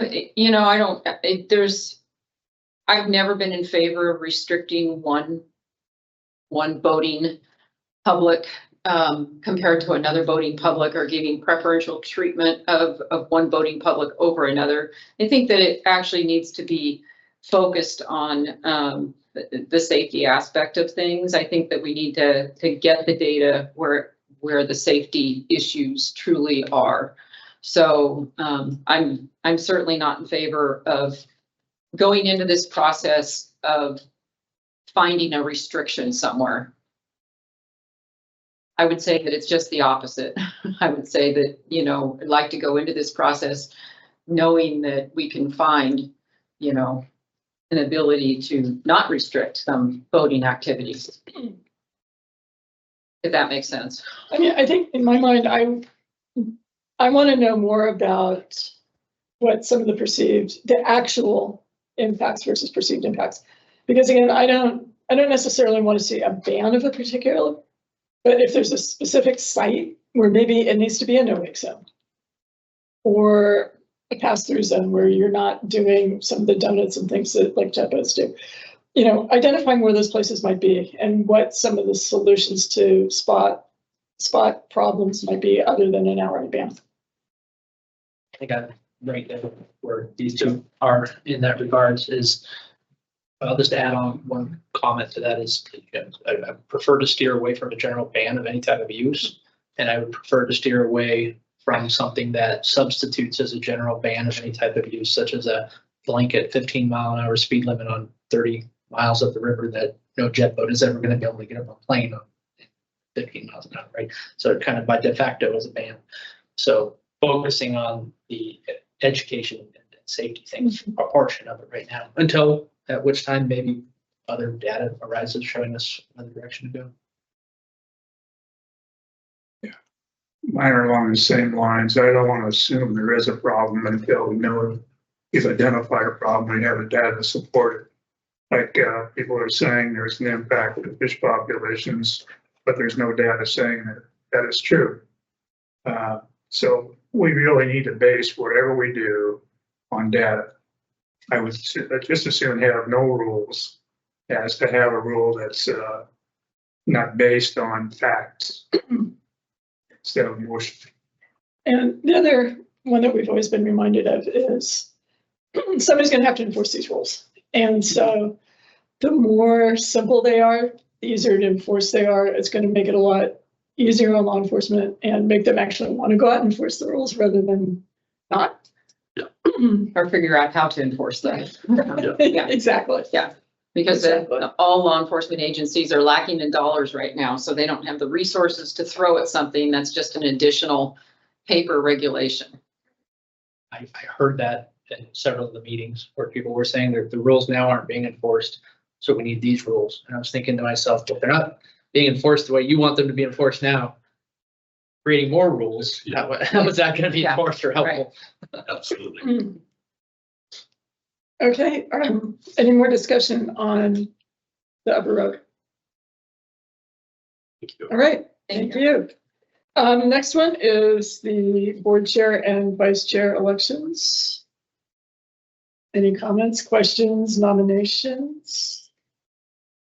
Well, if the current structure is still willing to stay in their roles, I think we ought to stay as we are. I think it's working well and I support continuing on. I would agree. I was going to suggest that Vice Chair Early take the chairmanship. What, flip flop? Yeah. Well, if I get replaced, then you would just become the chair de facto again. Do we have a timeline on that? The next set of board appointments statewide happened in September. I do know that there's been people that have applied to be on the board. And so there will be people in consideration, I'm sure, for that appointment, but ultimately that decision gets made at the governor's office. And so that would be the next point in time, which there could be an appointment would be in September.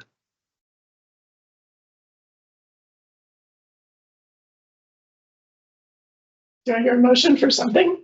I make a motion that Laura Jackson serve as the new chair, full chair, and that Dale Early serve as the vice chair.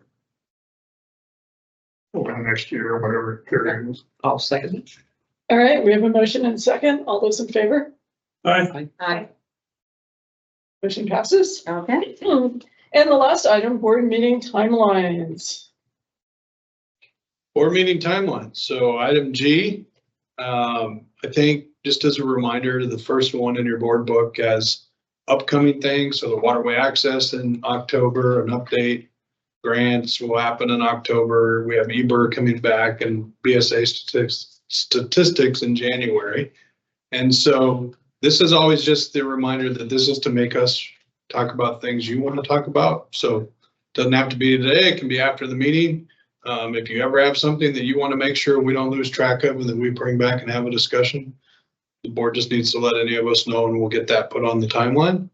And if you ever see something on the timeline you're no longer interested in, that'd even be great to know so we don't present on something you're not into. And then we'll handle so what we just signed up for during item E is we'll set up a meeting prior to the October meeting. And that'll be a focus and in the area of the Rogue River, Upper Rogue River. So then that means on the October board meeting, it'll be in Hood River. It's the 22nd and 23rd, not the 23rd, 24th as the book says. And what then we'll revert to is I would expect the afternoon of the 22nd to be more of a normal tour. We'll find, so there's lots of great things in that area to Take us look at. surfing. Yeah, we can all go with, or the hydrophile, yeah, what is everybody, yeah, so We can go paddleboarding out of Mayor. right, so that's true, we just finished up Mayor up there, so we'll arrange an afternoon tour for those that can make it. And then the 23rd will be a normal meeting in Hood River, so that's the immediate. Then I guess the more interesting piece might be it's time, believe it or not, to set the 25-26 meeting dates. And so the proposal you can see in the book, just as a reminder, the reason that we have back-to-back Salem meetings in 2025 is because of legislative sessions. Every time we've tried to skirt that, it's ended up being kind of problematic. So we would do 2 in Salem and then 2 on the road and then 1 in Salem, 3 on the road. So over a 2-year cycle, we spend, more of our time away from Salem than in, but 25 ends up being Salem centric. And when we put these together, the proposal staff looks at, we try to think about weather, we try to think about what's going on in the area, we try to think about things that we have done or that we think are upcoming. And so in areas we haven't been in a while, we try to make sure we're getting to all parts of the state. So, but this is, right now it's really changeable, but we like to lock this in for all of you because some of you are really busy people and some of you travel all over the world. So we like to lock this in and then commit to staying to it. So we were hoping the board would either approve these dates or propose new ones today. Where are you going to be in October of 2026, everybody? So if there's something that jumps out at you So originally we had the EBER statistics update last October. And so now, but is it being moved because of grants? It got moved to January because of grants? I thought. Oh, yeah. Brian will be at a leadership Oregon meeting in October. Do we need him? No, we could all just throw the data up and talk about it and then he'd tell us why we did it. No. Well, that's why, okay, yeah, I was just Thank curious you. why it got moved, so that's, thank you. Well, there's also wanting to make sure that they had enough time to actually compile and. From the year, yeah, that's great. Season. Yeah. Looks good. Okay. I have no clue where I'll be on January 29th, 2026, but if you have a meeting, I'll be here. We generally take whatever the schedule is and plan around it. So it seems to generally be sort of the same pattern so I'm fine with what's here. And the board can always change this. I think one of the problems I'd identified early was I think we staff were sometimes changing the meetings after they'd been set. That felt problematic for people that do have to schedule their life out. So we're committed to staying on these dates, but you as a board can change the dates. For Jennifer, probably like more than a 3-day notice, but we can, so if there's that's Have you ever been to Southeast Oregon? Lakeview? Last time we went as far southeast as Klamath Falls, which I know if you're from the southeast of Oregon, you wouldn't say southeast Oregon. One of the challenges, we've looked at that. I mean, we talked about even like Burns and some of that, and there's just more central. there's just not a lot of water up there to make it a. There's no lake in Lakeview. Right. So, There is a swimming pool. yeah. So we, good observation. We do talk about that every time, and we're just like, how do we get close to there? But there's just not a lot of water. So I'm good with it. Yeah, yeah. Is it? I don't know if there's a place to stay anywhere near it, unless we're bringing campers. yeah, the Hawaii is a real commitment to get to that one. At different times. They have to snowplow the rocks off the road every day. So, so, okay, that was all I had on timelines. All right. Well, meeting is adjourned. Green board staff, it's 12:37. Let's be back at 1.